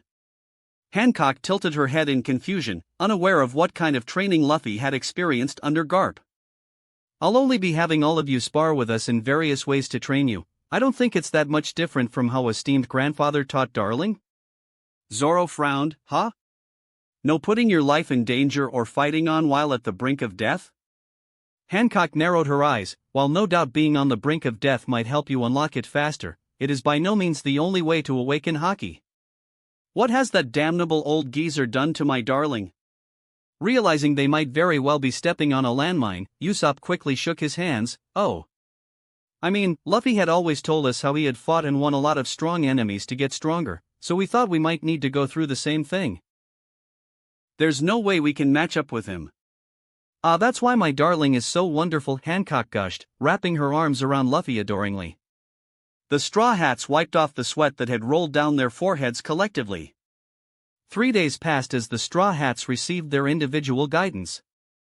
Aokiji had taken Luffy to a different part of the island, warning everyone not to stray close to them for fear of being caught up in their training. The two thus disappeared for all 3 days, though the occasional strikes of lightning from the sky indicated the two were still going at it constantly. Sanji and Hancock were trading kicks with each other, the cook hopelessly outmatched in every way. Luffy had pointed out that since both of them primarily used their legs in combat, Hancock would be a good teacher for Sanji. Needless to say, Sanji had been ecstatic with the chance of being close to the most beautiful woman in the world, and perverse thoughts had flooded his mind ever since. He had even worried over the fact that he might hurt her during their training together and decided to not use his full strength due to his vow of not hurting women. Hancock had no such reservations though, seeing Luffy's suggestion as a trial for marriage. She had taken upon herself to beat down Sanji mercilessly in order to improve the cook. The love-struck cook had no way to defend himself the moment he laid his eyes on Hancock, his mind filled only with thoughts of the breathtakingly beautiful woman standing in front of him. A swift kick across the head soon had him crumpled on the floor, unconscious and bleeding from the nose. That repeated for the entirety of the first day until Hancock had enough, demanding the cook to pull himself together for Luffy's sake. Sanji had only responded that he would rather die than kick a woman. They thus compromised with Sanji doing his best to defend himself against her kicks, and even then Hancock showed him no mercy, beating him down every chance she had. Zoro on the other hand had to defend himself against hails of Haki-infused arrows from the Kujas. The swordsman had initially tried to cut down the arrows as he would cannonballs, but found his swords unable to cut through them at all, leaving him no choice but to dodge them as best as he could. The initial idea was to get him to be able to infuse his swords with armament Haki to overpower the Kuja's own Haki to be able to cut through the arrows, but it seemed the training improved his power of observation Haki instead. Soon he was able to dodge most arrows with relative ease until Marigold suggested him to refrain from dodging completely. The swordsman was thus filled with numerous arrow wounds as he tried his best to feel the energy that was said to lay dormant within him as he tried to direct them to his swords. Nami, Usopp and Chopper had an easier time with Sandersonia teaching them the easier method of learning observation Haki. She had all three of them blindfolded while wielding a wooden stick, commanding them to do their best to avoid the stick as she struck at each of them at random intervals. Even so, Sandersonia did not hold back with her blows, since a half-hearted attack would breed half-hearted results, resulting in all three groaning over welts and bruises at the end of each day. Robin had vetoed herself out from the training, opting to stay on board their ship instead. Seeing as how she was not actually a Marine, no one voiced any complaints. Aokiji stood impassively in front of a heavily panting Luffy. The Rear Admiral was bent over with his hands on his knees, taking huge lungfuls of air. Luffy, again, Aokiji commanded. Luffy took a deep breath, straightening himself to glare at his mentor standing in front of him. The Admiral had a lazy stance with his hands in his pockets, though his eyes remained clear as he stared at Luffy. Luffy raised his right fist, concentrating for a moment before his arm transformed into pure electricity. With a yell, he punched his hand forward, throwing the blast of lightning streaking towards the Admiral. Aokiji watched as the thunderbolt rushed towards him, his demeanor unchanged. Just as the bolt was about to reach him, it dissipated suddenly, vanishing into thin air without a trace. Luffy gasped as he clutched at his head, collapsing to the ground on his knees. Aokiji sighed, deciding it was enough for now. The Admiral stepped towards his kneeling student, sitting down beside him. Deep, slow breaths, Aokiji cautioned the hyperventilating boy. Luffy gulped down the saliva in his throat as he forced his shaking hands to still, taking a single deep breath to calm his nerves before collapsing on his haunches beside the Admiral. The two sat silently beside each other as they watched the clouds drift by, the occasional bird call breaking the silence. "I've done all I can, Luffy, it's really just you. You need to get over it." Luffy sighed, "I know. Just remember who you are and who you are not, weapons do not personify their wielders." Luffy looked down at his hands, "I understand.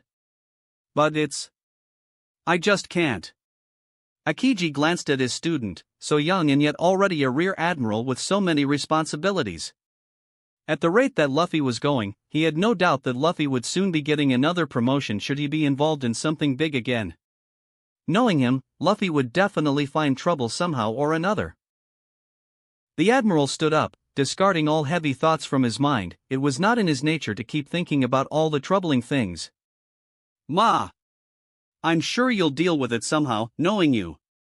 I guess it's time for me to get back too before they start to complain." Luffy grinned at his mentor, full well knowing Marineford was already in an uproar the moment Aokiji disappeared. "I'll be heading out first, say goodbye to your crew and your little fiancé for me." Aokiji waved, getting on his bicycle that he had left leaning against a tree. "And remember what I told you about Sakazuki," Aokiji warned before paddling away, disappearing into the horizon. Luffy watched the Admiral leave before glancing towards the sky, reaching his hands up towards it before clenching his fist. "I have to get stronger." The Rear Admiral grinned as he watched a streak of lightning flashed among the clouds before turning to rejoin his crew. "Luffy, are you sure you packed enough? Are you warm enough at night? Is that damnable chef cooking good enough for you?" Hancock fussed over her fiancé as they prepared to set sail. "She. Don't worry, Hancock, I have a good crew. They know what to do. Please don't scare me anymore, I don't know what I'll do if your Vivre card ever shrinks that much again." Hancock sobbed, clutching onto Luffy's cloak tightly. "You worry too much, Hancock, I'll be fine." She. Hebiheim-sama. We're ready to sail." A Kuja pirate shouted from their ship. "Luffy, we're just about ready to cast off too, Mary will be pulling the Ark on the sea this time." Nami informed from the side, doing the final checks around the ship. "I'll see you, Luffy, please be safe." Hancock cried as she joined her crew on their ship. "See you soon, Luffy-sama." The Kuja pirates waved as their ship sailed off. Luffy waved back enthusiastically, watching them leave from Mary's deck. He turned to find his crew assembled before him, waiting for his orders. First off, Luffy lifted a finger in the air, "Continue with the training that the Kujas have given to all of you whenever you can." Nami, Usopp and Chopper groaned audibly while Sanji and Zoro glanced at each other. Second, we'll be scrapping the Ark at our next stop and upgrading Mary, any objections? Everyone shook their heads. Mary feels more like home after all. Nami grinned. Usopp nodded his head, Mary is the best. Sailing on the Ark felt so out of place. Zoro patted a railing, it's our first ship after all. The fridge has a lock too, Sanji smirked. I had the best memories on Mary. Chopper exclaimed. Robin only shrugged, though the crew knew during their 3-day training Robin had opted to stay on Mary instead of the Ark, which clearly showed which ship she preferred. That's settled then. Everyone get ready to set sail. Aye. Meanwhile on Eni's lobby. Jabra. Anger so misplaced, reconsider so I say, release should be done. Yayoi. Komodori sang. The Lupin assassin dropped the chief of CP9 onto the floor, having been holding him up by the collar just moments ago. Along with Spandam, the other 3 CP9 agents were standing in the chief's office, Jabra having barged into the room to confront his superior. Fukuro unzipped his mouth, Chapapa, it is no fault of his, Jabra. Or is your anger due to you being dumped yesterday? Jabra kicked the big man away. I thought I told you not to tell anyone? Forgive them both, my friend. Allow me to atone for their sins. Shut up! Jabra yelled, kicking Komadori away after Fukuro. The wolfman pointed an accusatory finger at Spandam, the latter having retreated as far as he could to the back of the room. Do you understand now? We will have no part in this. I don't care what the others might think, but I sure as hell ain't gonna do it. You're going against my orders. Spandam protested. Carried down from somewhere else. You knew that they were lying and you still went with it. I will not stand for it. Jabra kicked over the couch that lay in the center of the room in frustration. Spandam gulped, you can't do that. They'll come after you. Jabra spun to glare at the cowering Spandam, causing him to shrink back even more. I never said I was going to do anything, I just refused this mission. Let those other guys do it, they don't know him like we do. We cannot accept this order. Not if it causes another incident. I had no choice. Spandam shrieked. Jabra growled, I know you didn't. If you had, I would have already thrown you off this building long ago.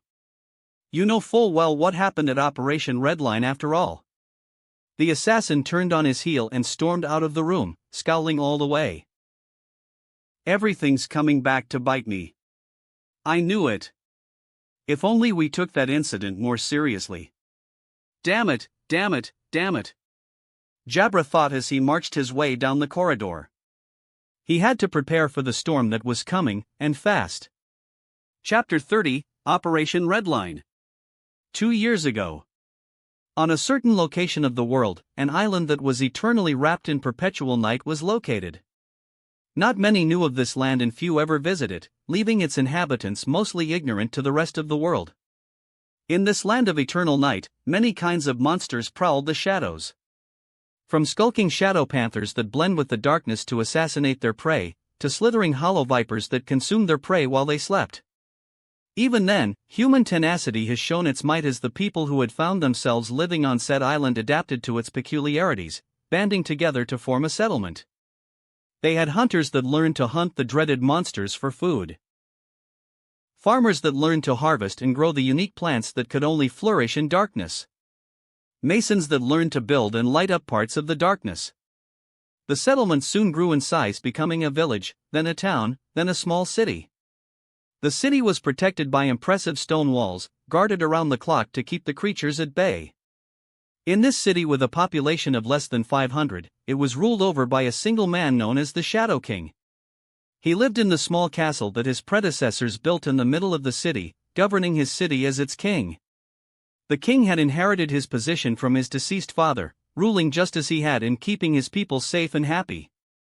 That was when a visitor stumbled upon the city, someone who had came from the outside world. He was from a pirate crew who had found the island by accident, the captain having chosen to land the ship to explore it. No sooner had they landed, the crew was beset upon by its creatures, killing off everyone faster than the eye could blink. The captain was the first to perish. A shadow panther descended upon him from above before dragging him screaming into the darkness. The pirate crew descended into chaos, witnessing their comrades decapitated and eaten right before their eyes by monsters that could only come from nightmares did a lot to a person's sanity. Everyone had scattered, some trying to escape back to the ship, others ran deeper into the island. Those that ran deeper into the island were never seen again, and the scant few that made it back to their ship soon met their ends at sea without a captain to direct them. Only one man managed to escape the horror due to sheer luck, stumbling upon the only city on the island. The guards had thought him to be a hunter returning from a failed expedition, allowing him entry into the city and dressing his wounds. Not long after had they learned of his origins, they had him brought to the king, who listened to his story of a world outside darkness, of many unbelievable things that the pirate had seen. That was where the king had found out the only reason why this land had been trapped in perpetual night was because it had always been in the shadow of another larger landmass, the Red Line itself. And so the fires of envy was lit within the king's heart. Why had they only knew darkness their entire lives? Why were they subjected to such a curse? What could he do to experience the world of light like the outsider before him had? The city had no one with seafaring experience, much less anyone who could build a ship. The outsider was only a lowly grunt and had only obeyed orders his entire life, leaving him unable to impart any form of shipbuilding knowledge to the king. The king had the pirate thrown in the dungeons and silenced all who knew about the pirate, seeking out to lift the curse of this island by any means necessary. He scoured the land, seeking ways he could lift the curse of eternal darkness. That was how he eventually came across the fruit. The fruit was unlike anything he had seen, and he knew straight away from the outsider's tales that it was a devil fruit, a fruit that could give him immense powers or curse him for life. Knowing full well of the risks, the king took the gamble and consumed it, gaining the powers that he had needed to change their fate. On that day, for the first time since time immemorial, the whole Red Line shook violently. Mariewa was thrown into chaos and countless Marines mobilized to ensure its inhabitants' safety. When the Red Line finally stopped shaking, an investigation was launched to conclude that the quake was not caused naturally.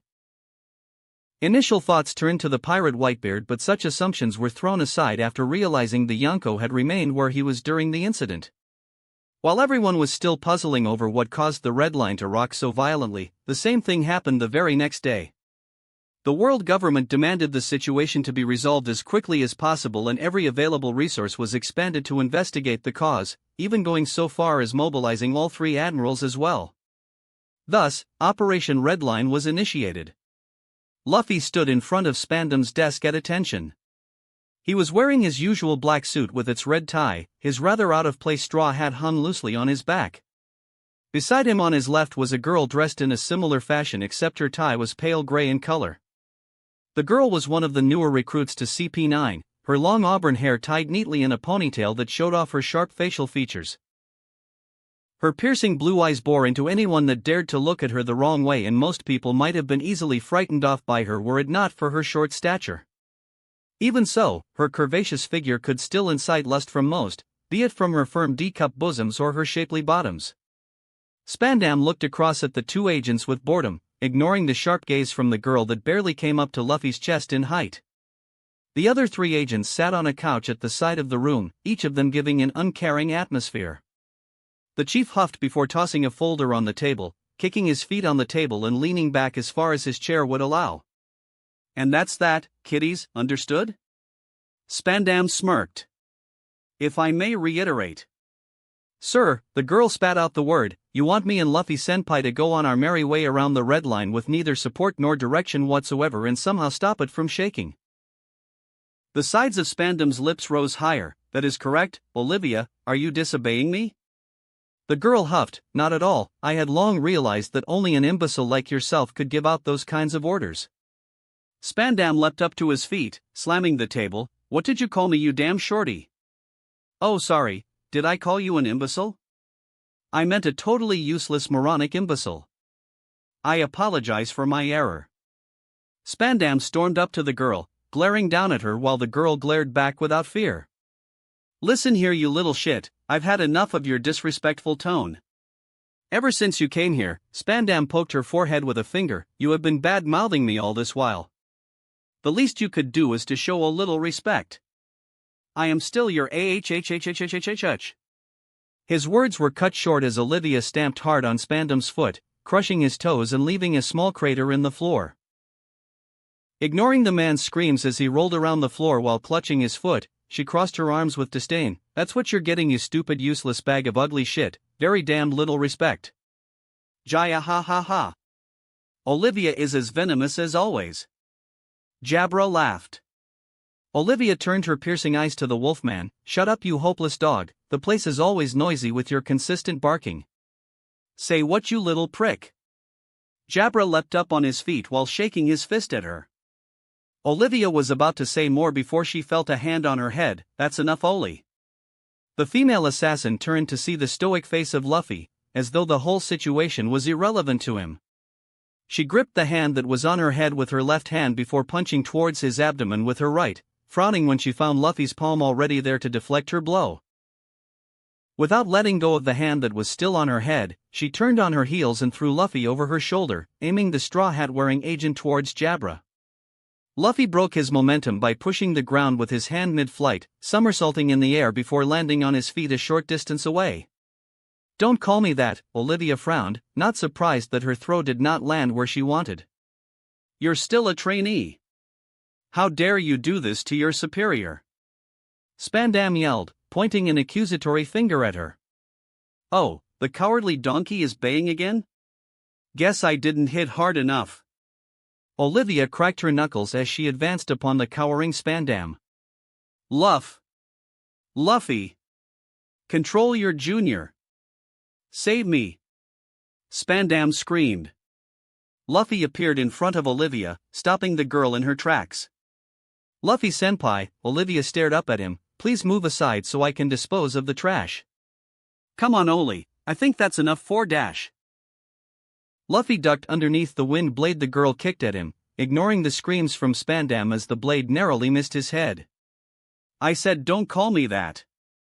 The girl lunged a Shurgon at her senior, clicking her tongue when Luffy caught her wrist with his hand. Unperturbed, Olivia kicked her left foot high, aiming for his chin.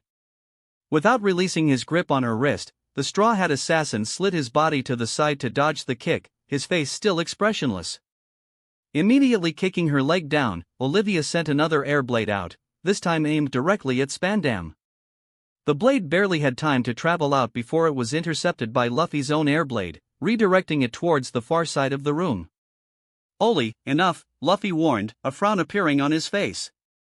Olivia did not notice the change however, wrenching her wrist out from his grasp before dashing past him with a burst of speed, her leg lunging forwards to strike at the cowering Spandam. The cold chill of death loomed behind her as she neared the chief, her hair standing on end as every single fiber of her body told her to run.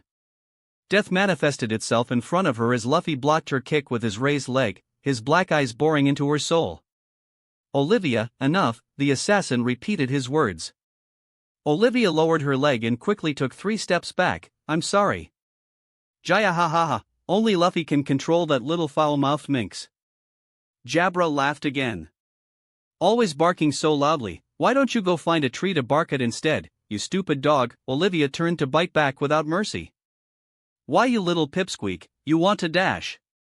Jabra, enough, Luffy said simply, his eyes now glaring at the wolfman. Jabra cursed under his breath as he sat back down on the couch, looking away from the boy. The cold air in the room finally dissipated as Luffy's frown disappeared. Ha! Yeah, listen to your senior you little troublemaker, Spandam spat, regaining his confidence. He limped back to his desk, sitting down heavily on the chair with a curse before smirking at Olivia. Now this mission isn't that hard, you can even take it as a sightseeing trip. Just you and your senior together, how great is that? You only volunteered me because you don't like me, you disgusting metal face, Olivia glared at the chief. And you wanted Luffy-senpai gone so he wouldn't report you slacking off again. You have no intention of fulfilling this mission from the start. You. Shut up. Spandam yelled, slamming his table with a fist.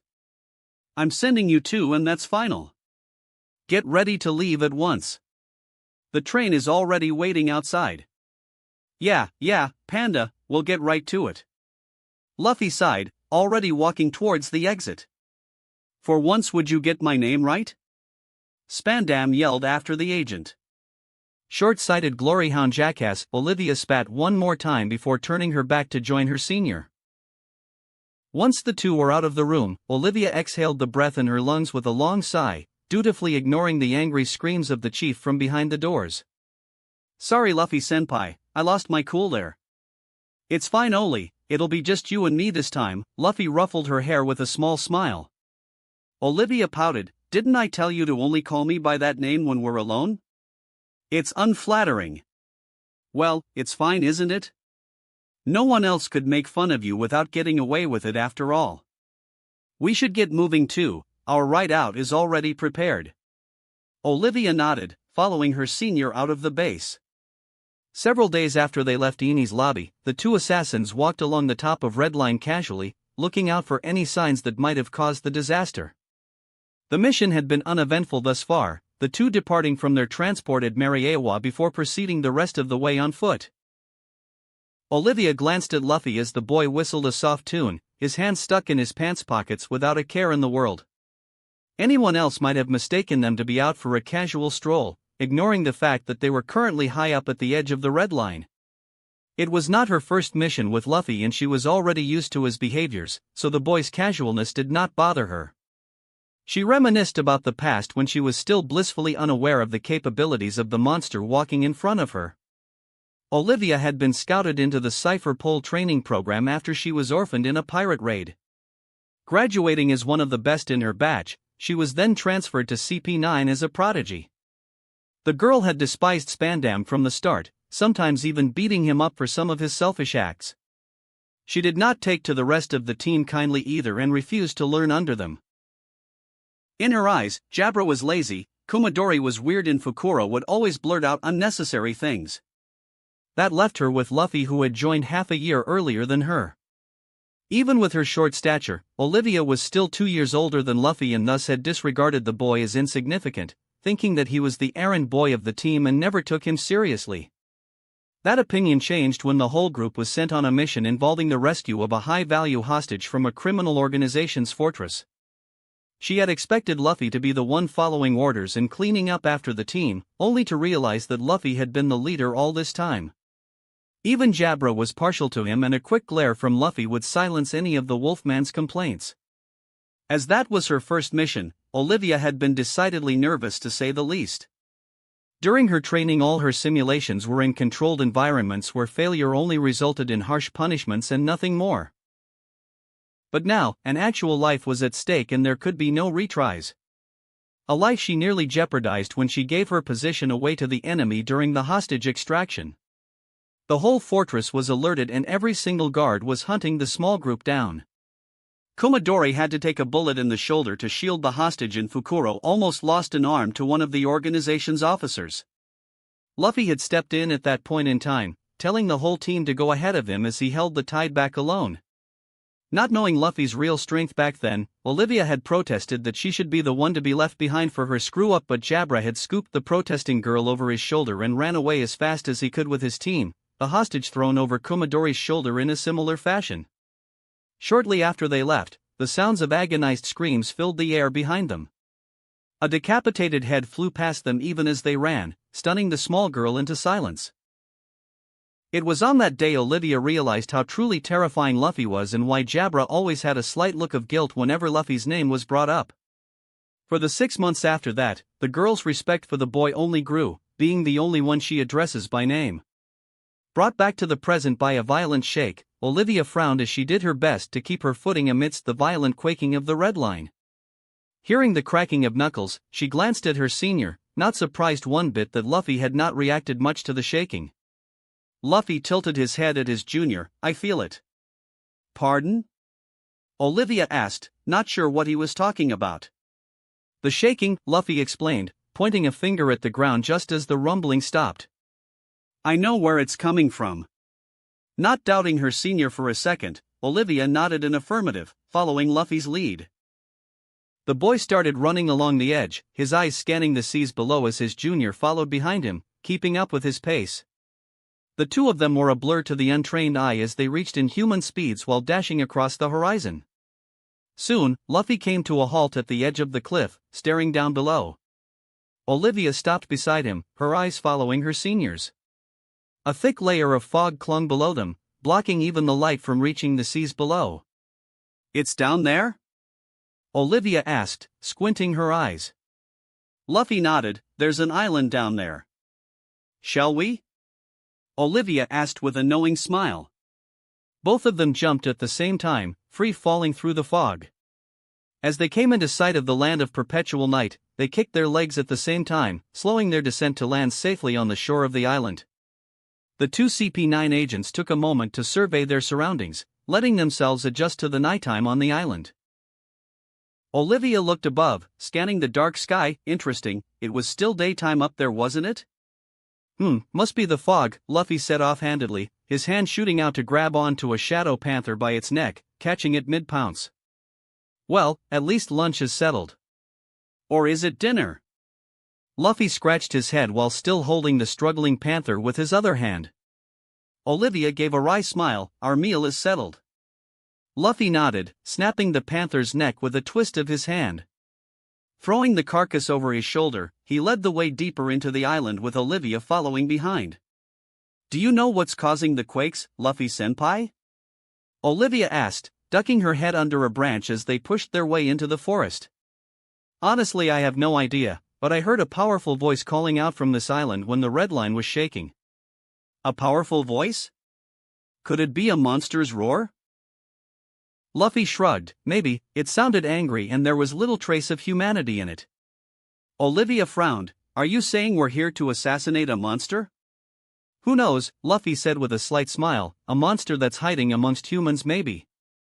Before Olivia could question her senior's cryptic answer, Luffy pushed aside the foliage to reveal a set of sturdy city walls in front of them. Only a few of the various torches on the ramparts were lit, casting flickering shadows on the wall. "Oh, you mean that kind of voice?" Olivia chuckled to herself. "Let me guess, a devil fruit user?" Luffy nodded. "Most likely." "You think they will let us use their kitchen?" "Maybe if you ask nicely." "Do we sneak over the wall?" "How about we knock?" Luffy led the way towards the eerily silent city gates. The two agents easily scaled the wall with Jeppo, landing on the ramparts without a sound. Luffy raised an eyebrow. What happened here? Around the ramparts, various guards were splayed out on the floor with their eyes partially open, none of them reacting to the two agents' presence. Olivia knelt down in front of a guard, waving her hand in front of his face. Seeing no reaction, she placed her hand at his neck, feeling for his pulse. "He's alive, but I don't know what's wrong with him," Olivia announced after a short while. Luffy scratched his chin. Perhaps it has something to do with the devil fruit user." All of a sudden, an ear-piercing shriek was heard within the city, which seemed to be the cue for a whole dozen more screams to join in. Luffy immediately dropped the carcass he was holding, dashing towards the scream's location with Olivia hot on his heels. Standing on the roof of a house, the two agents found themselves overlooking what must be the city's market square. A horde of people were gathered there, clutching their heads and screaming their lungs out as though in some form of excruciating pain. The few that were not screaming stood in the square with listless eyes, staring straight up at the sky while ignoring everything around them. "What the hell is wrong with this place?" Olivia frowned. "It's like a place for the insane." Luffy shrugged. "Maybe it is. Let's head to that castle, that's where the strongest voice is." The two flitted away towards the castle where the double wooden doors hung yawning open with two guards standing listlessly at the side, staring into empty space. Both agents paid them no heed as they stepped inside, Luffy leading the way. Within the castle, many of the guards and servants either had the same vacant expressions or were screaming their lungs out in a corner. Even while witnessing all this, neither agents batted an eyelid at them as they continued making their way deeper into the castle. They did notice that most parts of the castle was damaged as though it was collapsing within itself. This seemed odd as the place did not look that old and was in fact well taken care of. Even the rest of the city was not damaged in any way, so it could not have been a siege. The duo passed through broken tables and chairs. Some might have been smashed by the people who were screaming, others seemed to have broken down from its own weight alone. Even parts of the walls were crumbling in some places with no evidence of damage on their surface. Luffy stopped at the double doors that led to the small throne room. Clearly the room had seen much better days.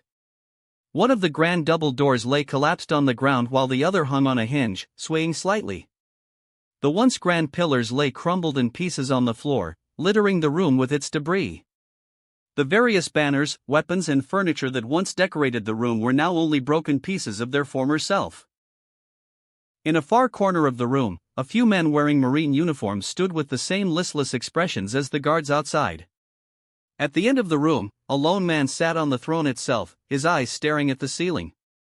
The only difference between him and the rest of the city's inhabitants was that his eyes still had the flames of life within them, albeit barely. The man took no notice of the two newcomers even as they stopped a few feet away from him.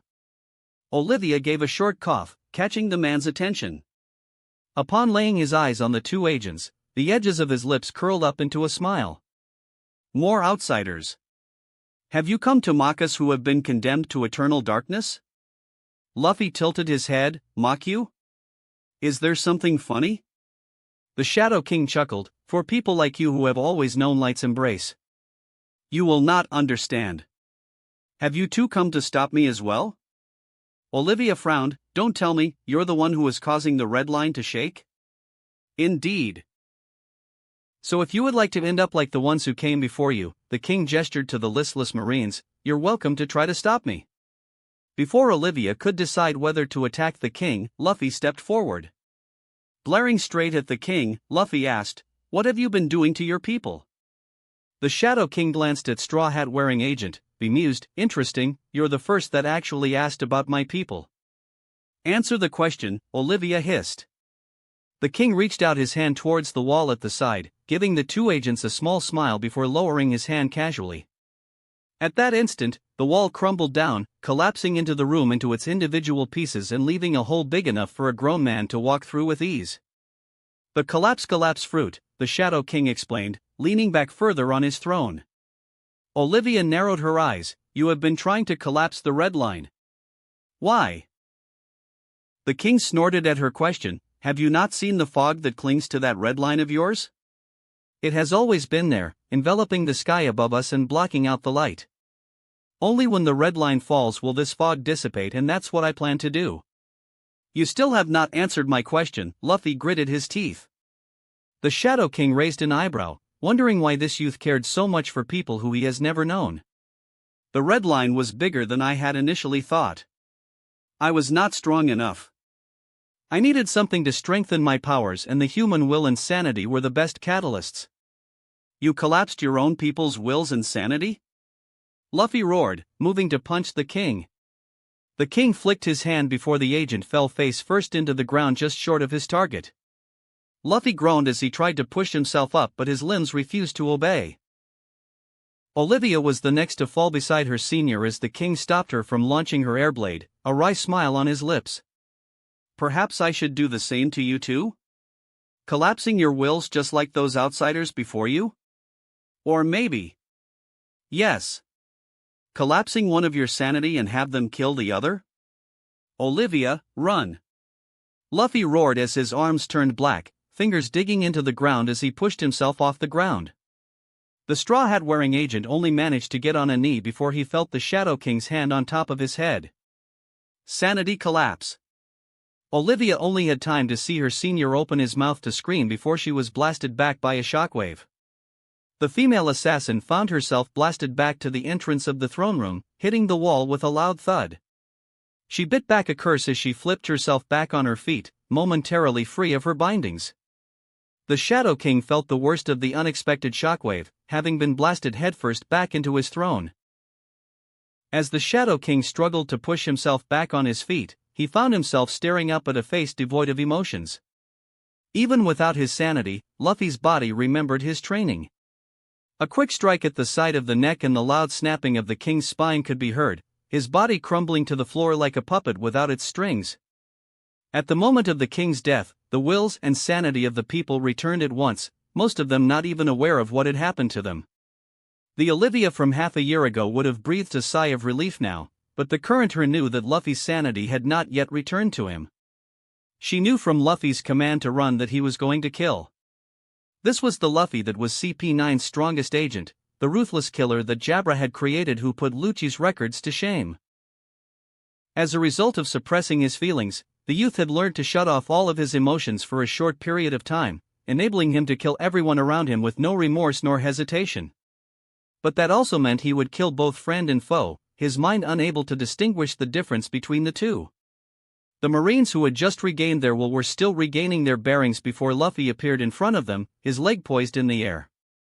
Olivia dashed in front of him and deflected her senior's airblade with her own, barely missing the group of Marines.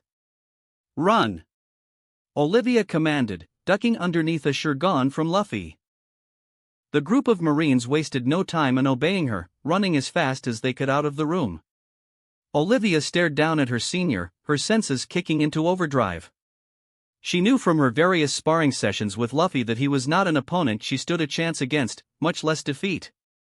She had thought of escaping as well, but she knew if no one was here to stop him, Luffy would go on a rampage within the city. With absolutely no chance of victory against him, she could only hope to stall for enough time for him to regain his senses.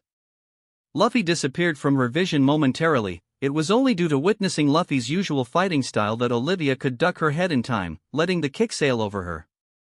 Rolling forward, Olivia dodged another strike aimed at her back, her body moving purely by instinct.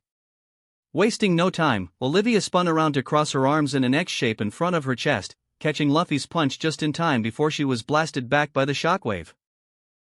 She swallowed the cry of pain that almost spilled out from her throat, focusing all her attention back on the monster in front of her. Even with all her attention focused on him, Luffy still managed to slip out from her view to appear in front of her, a fist flying straight into her gut. Olivia tasted blood in her mouth as she was sent crashing back into the wall, leaving her imprint on it. The female agent cursed Jabra at the back of her mind as she somersaulted over another punch, letting Luffy decimate the wall she had crashed into moments before. Rankyaku! Olivia barely had time to kick out the airblade in defense before Luffy's own sliced her in half. The two landed on opposite sides of the throne room, Olivia breathing heavily while Luffy seemed as calm as before. Cursing the CP9 chief for not taking this mission seriously, Olivia threw herself to her right as her senior punched it where her head had been moments before. Rolling away to avoid another punch that shattered the ground, Olivia pushed herself into the air to face him with her leg raised. Both agents sent their own air blades towards each other, Luffy's overpowering Olivia's to smash straight back into the female agent and sending her crashing into the ground. Olivia tried to push herself to her feet but Luffy was already there standing over her, his fist raised and coated in black. The screams of a girl echoed through the castle. When Luffy regained his senses, he found himself standing amongst the ruins of the throne room. The walls had been destroyed and the roof was nowhere to be found, only the battered remains of the throne clued Luffy in of where he was standing at. Feeling something in his hands, he looked down to find them soaked in blood, a few strands of auburn hair clutched tightly in his right fist. Fearing the worst, he quickly scanned his surroundings, activating his observation haki to its maximum strength. Apart from the mangled corpse that once was the Shadow King, his senses tell him there was nothing remotely human among the ruins. No. Ollie. No. Luffy cried, leaping into the air. His eyes scanned below him as he leapt around the island, hoping, praying to find any trace of his junior. But for all his efforts, the only trace of Olivia he could find was the strands of hair he already held in his hand. Luffy roared in grief as he slammed a fist into the ground, rocking the whole island and blasting a crater in the ground. Why didn't you run? Luffy cried, banging the ground with a fist, tears streaming from his eyes. It took Luffy another day and night of fruitless searching before he finally left the island with Olivia's hair still clutched in his hands. Spandam had received the news of Luffy's return from his office. The other three agents had also gathered to welcome him back. The door was pushed open as Luffy entered the room without knocking, a folder clutched in his hands. Ah, welcome back Luffy, Spandam smirked. I never really thought you and that little squirt could actually finish this mission, but congratulations nevertheless. Speaking of which, where is that little she-demon? Luffy stopped in front of his chief's desk without a word, placing the folder in his hands on the desk silently. Unsure of what was going on, Spandam opened the folder to see Luffy's report on the mission. He was about to smile before he noticed that an envelope was attached to the side along with a clear plastic bag filled with a few strands of auburn hair. That was all that was left of her, Luffy choked on his own voice. That's all we can use to bury her with. Everyone in the room immediately knew what happened from Luffy's pained voice, only Luffy among them had the capacity to disintegrate a human body with his bare fists after all.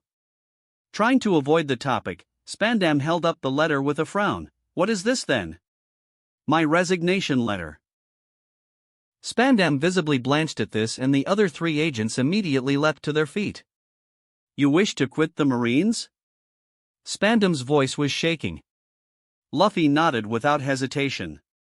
The chief quickly stood up and walked over to Luffy's side, placing a hand on his shoulder. Luffy.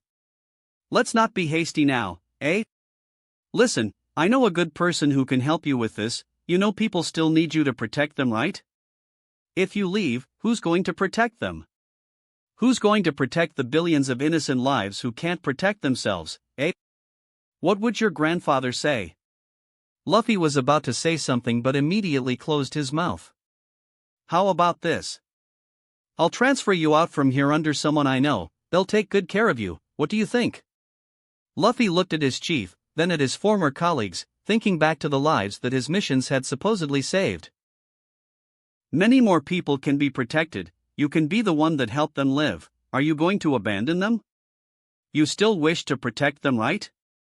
Spandam whispered. The boy turned back to Spandam before nodding his head slightly, the chief smiling broadly at his decision. Unknown to most, Luffy had initially been transferred to CP9 due to the boy being exposed to government secrets during one of his training missions. Since silencing him was out of the question, the brass decided to make use of him instead, wrenching Luffy away from Garp's training to join their secret service under the pretext of further training. Spandam knew about Luffy's circumstances, and if the reason to why Luffy had resigned came into light, he could forget about keeping his job, much less receiving any promotions in the future. He had planned to send Luffy to a psychiatrist for counseling, then perhaps the boy would get a nice quiet desk job somewhere in a marine base and the two of them will never see each other again. But fate had not been so kind to the CP9 chief. Garp had always been keeping tabs on his grandson and found out about Luffy's transfer. The psychiatrist had wrote him off as suffering from post-traumatic stress disorder and almost retired him from field duty before Garp intervened. After finding out exactly what had transpired at Operation Redline from Luffy, Garp had threatened Sengoku with that knowledge, the fleet admiral doing all he could to prevent Garp from decimating Enies Lobby to tear Spandam from limb to limb. Suggesting that the problem lay with Luffy having to bottle up his emotions during his time with CP9, a change of environment might be necessary for the boy to recuperate. At that point in time, Aokiji had been nearby and volunteered to take Garp's grandson under his wing. The admiral had promised that he would do the exact opposite of what CP9 had done to Luffy, allowing the young marine to express his emotions as much as possible while under his care. In the future, Kizaru would also take a personal interest in the boy and volunteer to take care of him whenever Aokiji was unable to. Over time, the reclusive Luffy became the bright and lively marine that he once was before his CP9 days, though traces of it still surfaced occasionally. Only few knew Luffy was involved in the Redline incident, much less about the supposed death of a female CP9 agent during the operation. Her burial was a silent one, with only the CP9 agents in attendance. Even Luffy had not been informed of her funeral while training under the admirals, though he did return to Enies Lobby eventually to apologize at her grave. The Marines eventually took over the land of Perpetual Night, establishing a base on top of it. The operation was declared a success, with the official story written that an organization had been seeking to blast a hole in the red line that caused the quakes. Nothing was mentioned about who had toppled said organization, and the event was eventually forgotten. It was only after another year did Aokiji deem Luffy fit enough to return back to field duty as an official marine captain, the youth finally setting out on his own to assemble his own crew to protect everything. That wraps up this part of What If Luffy Became a Marine. Thanks so much for listening. As always, new parts drop every 4 days, so be sure to stay tuned. Just a quick reminder, the story What If There Was a Different Luffy is going on hold soon, as we have almost caught up with the author. So once again, I'd love to hear your thoughts on what the next project should be here on the channel. I'm currently considering these 3 fanfics. What if Ichigo awoke his true powers? What if Mangaka in One Piece world? What if Reborn is Gohan in future timeline? Let me know which one you'd like to see next by voting in the poll. If you enjoyed the video, don't forget to like, subscribe, share it with your friends, and please consider supporting the original author as well. See you in the next one.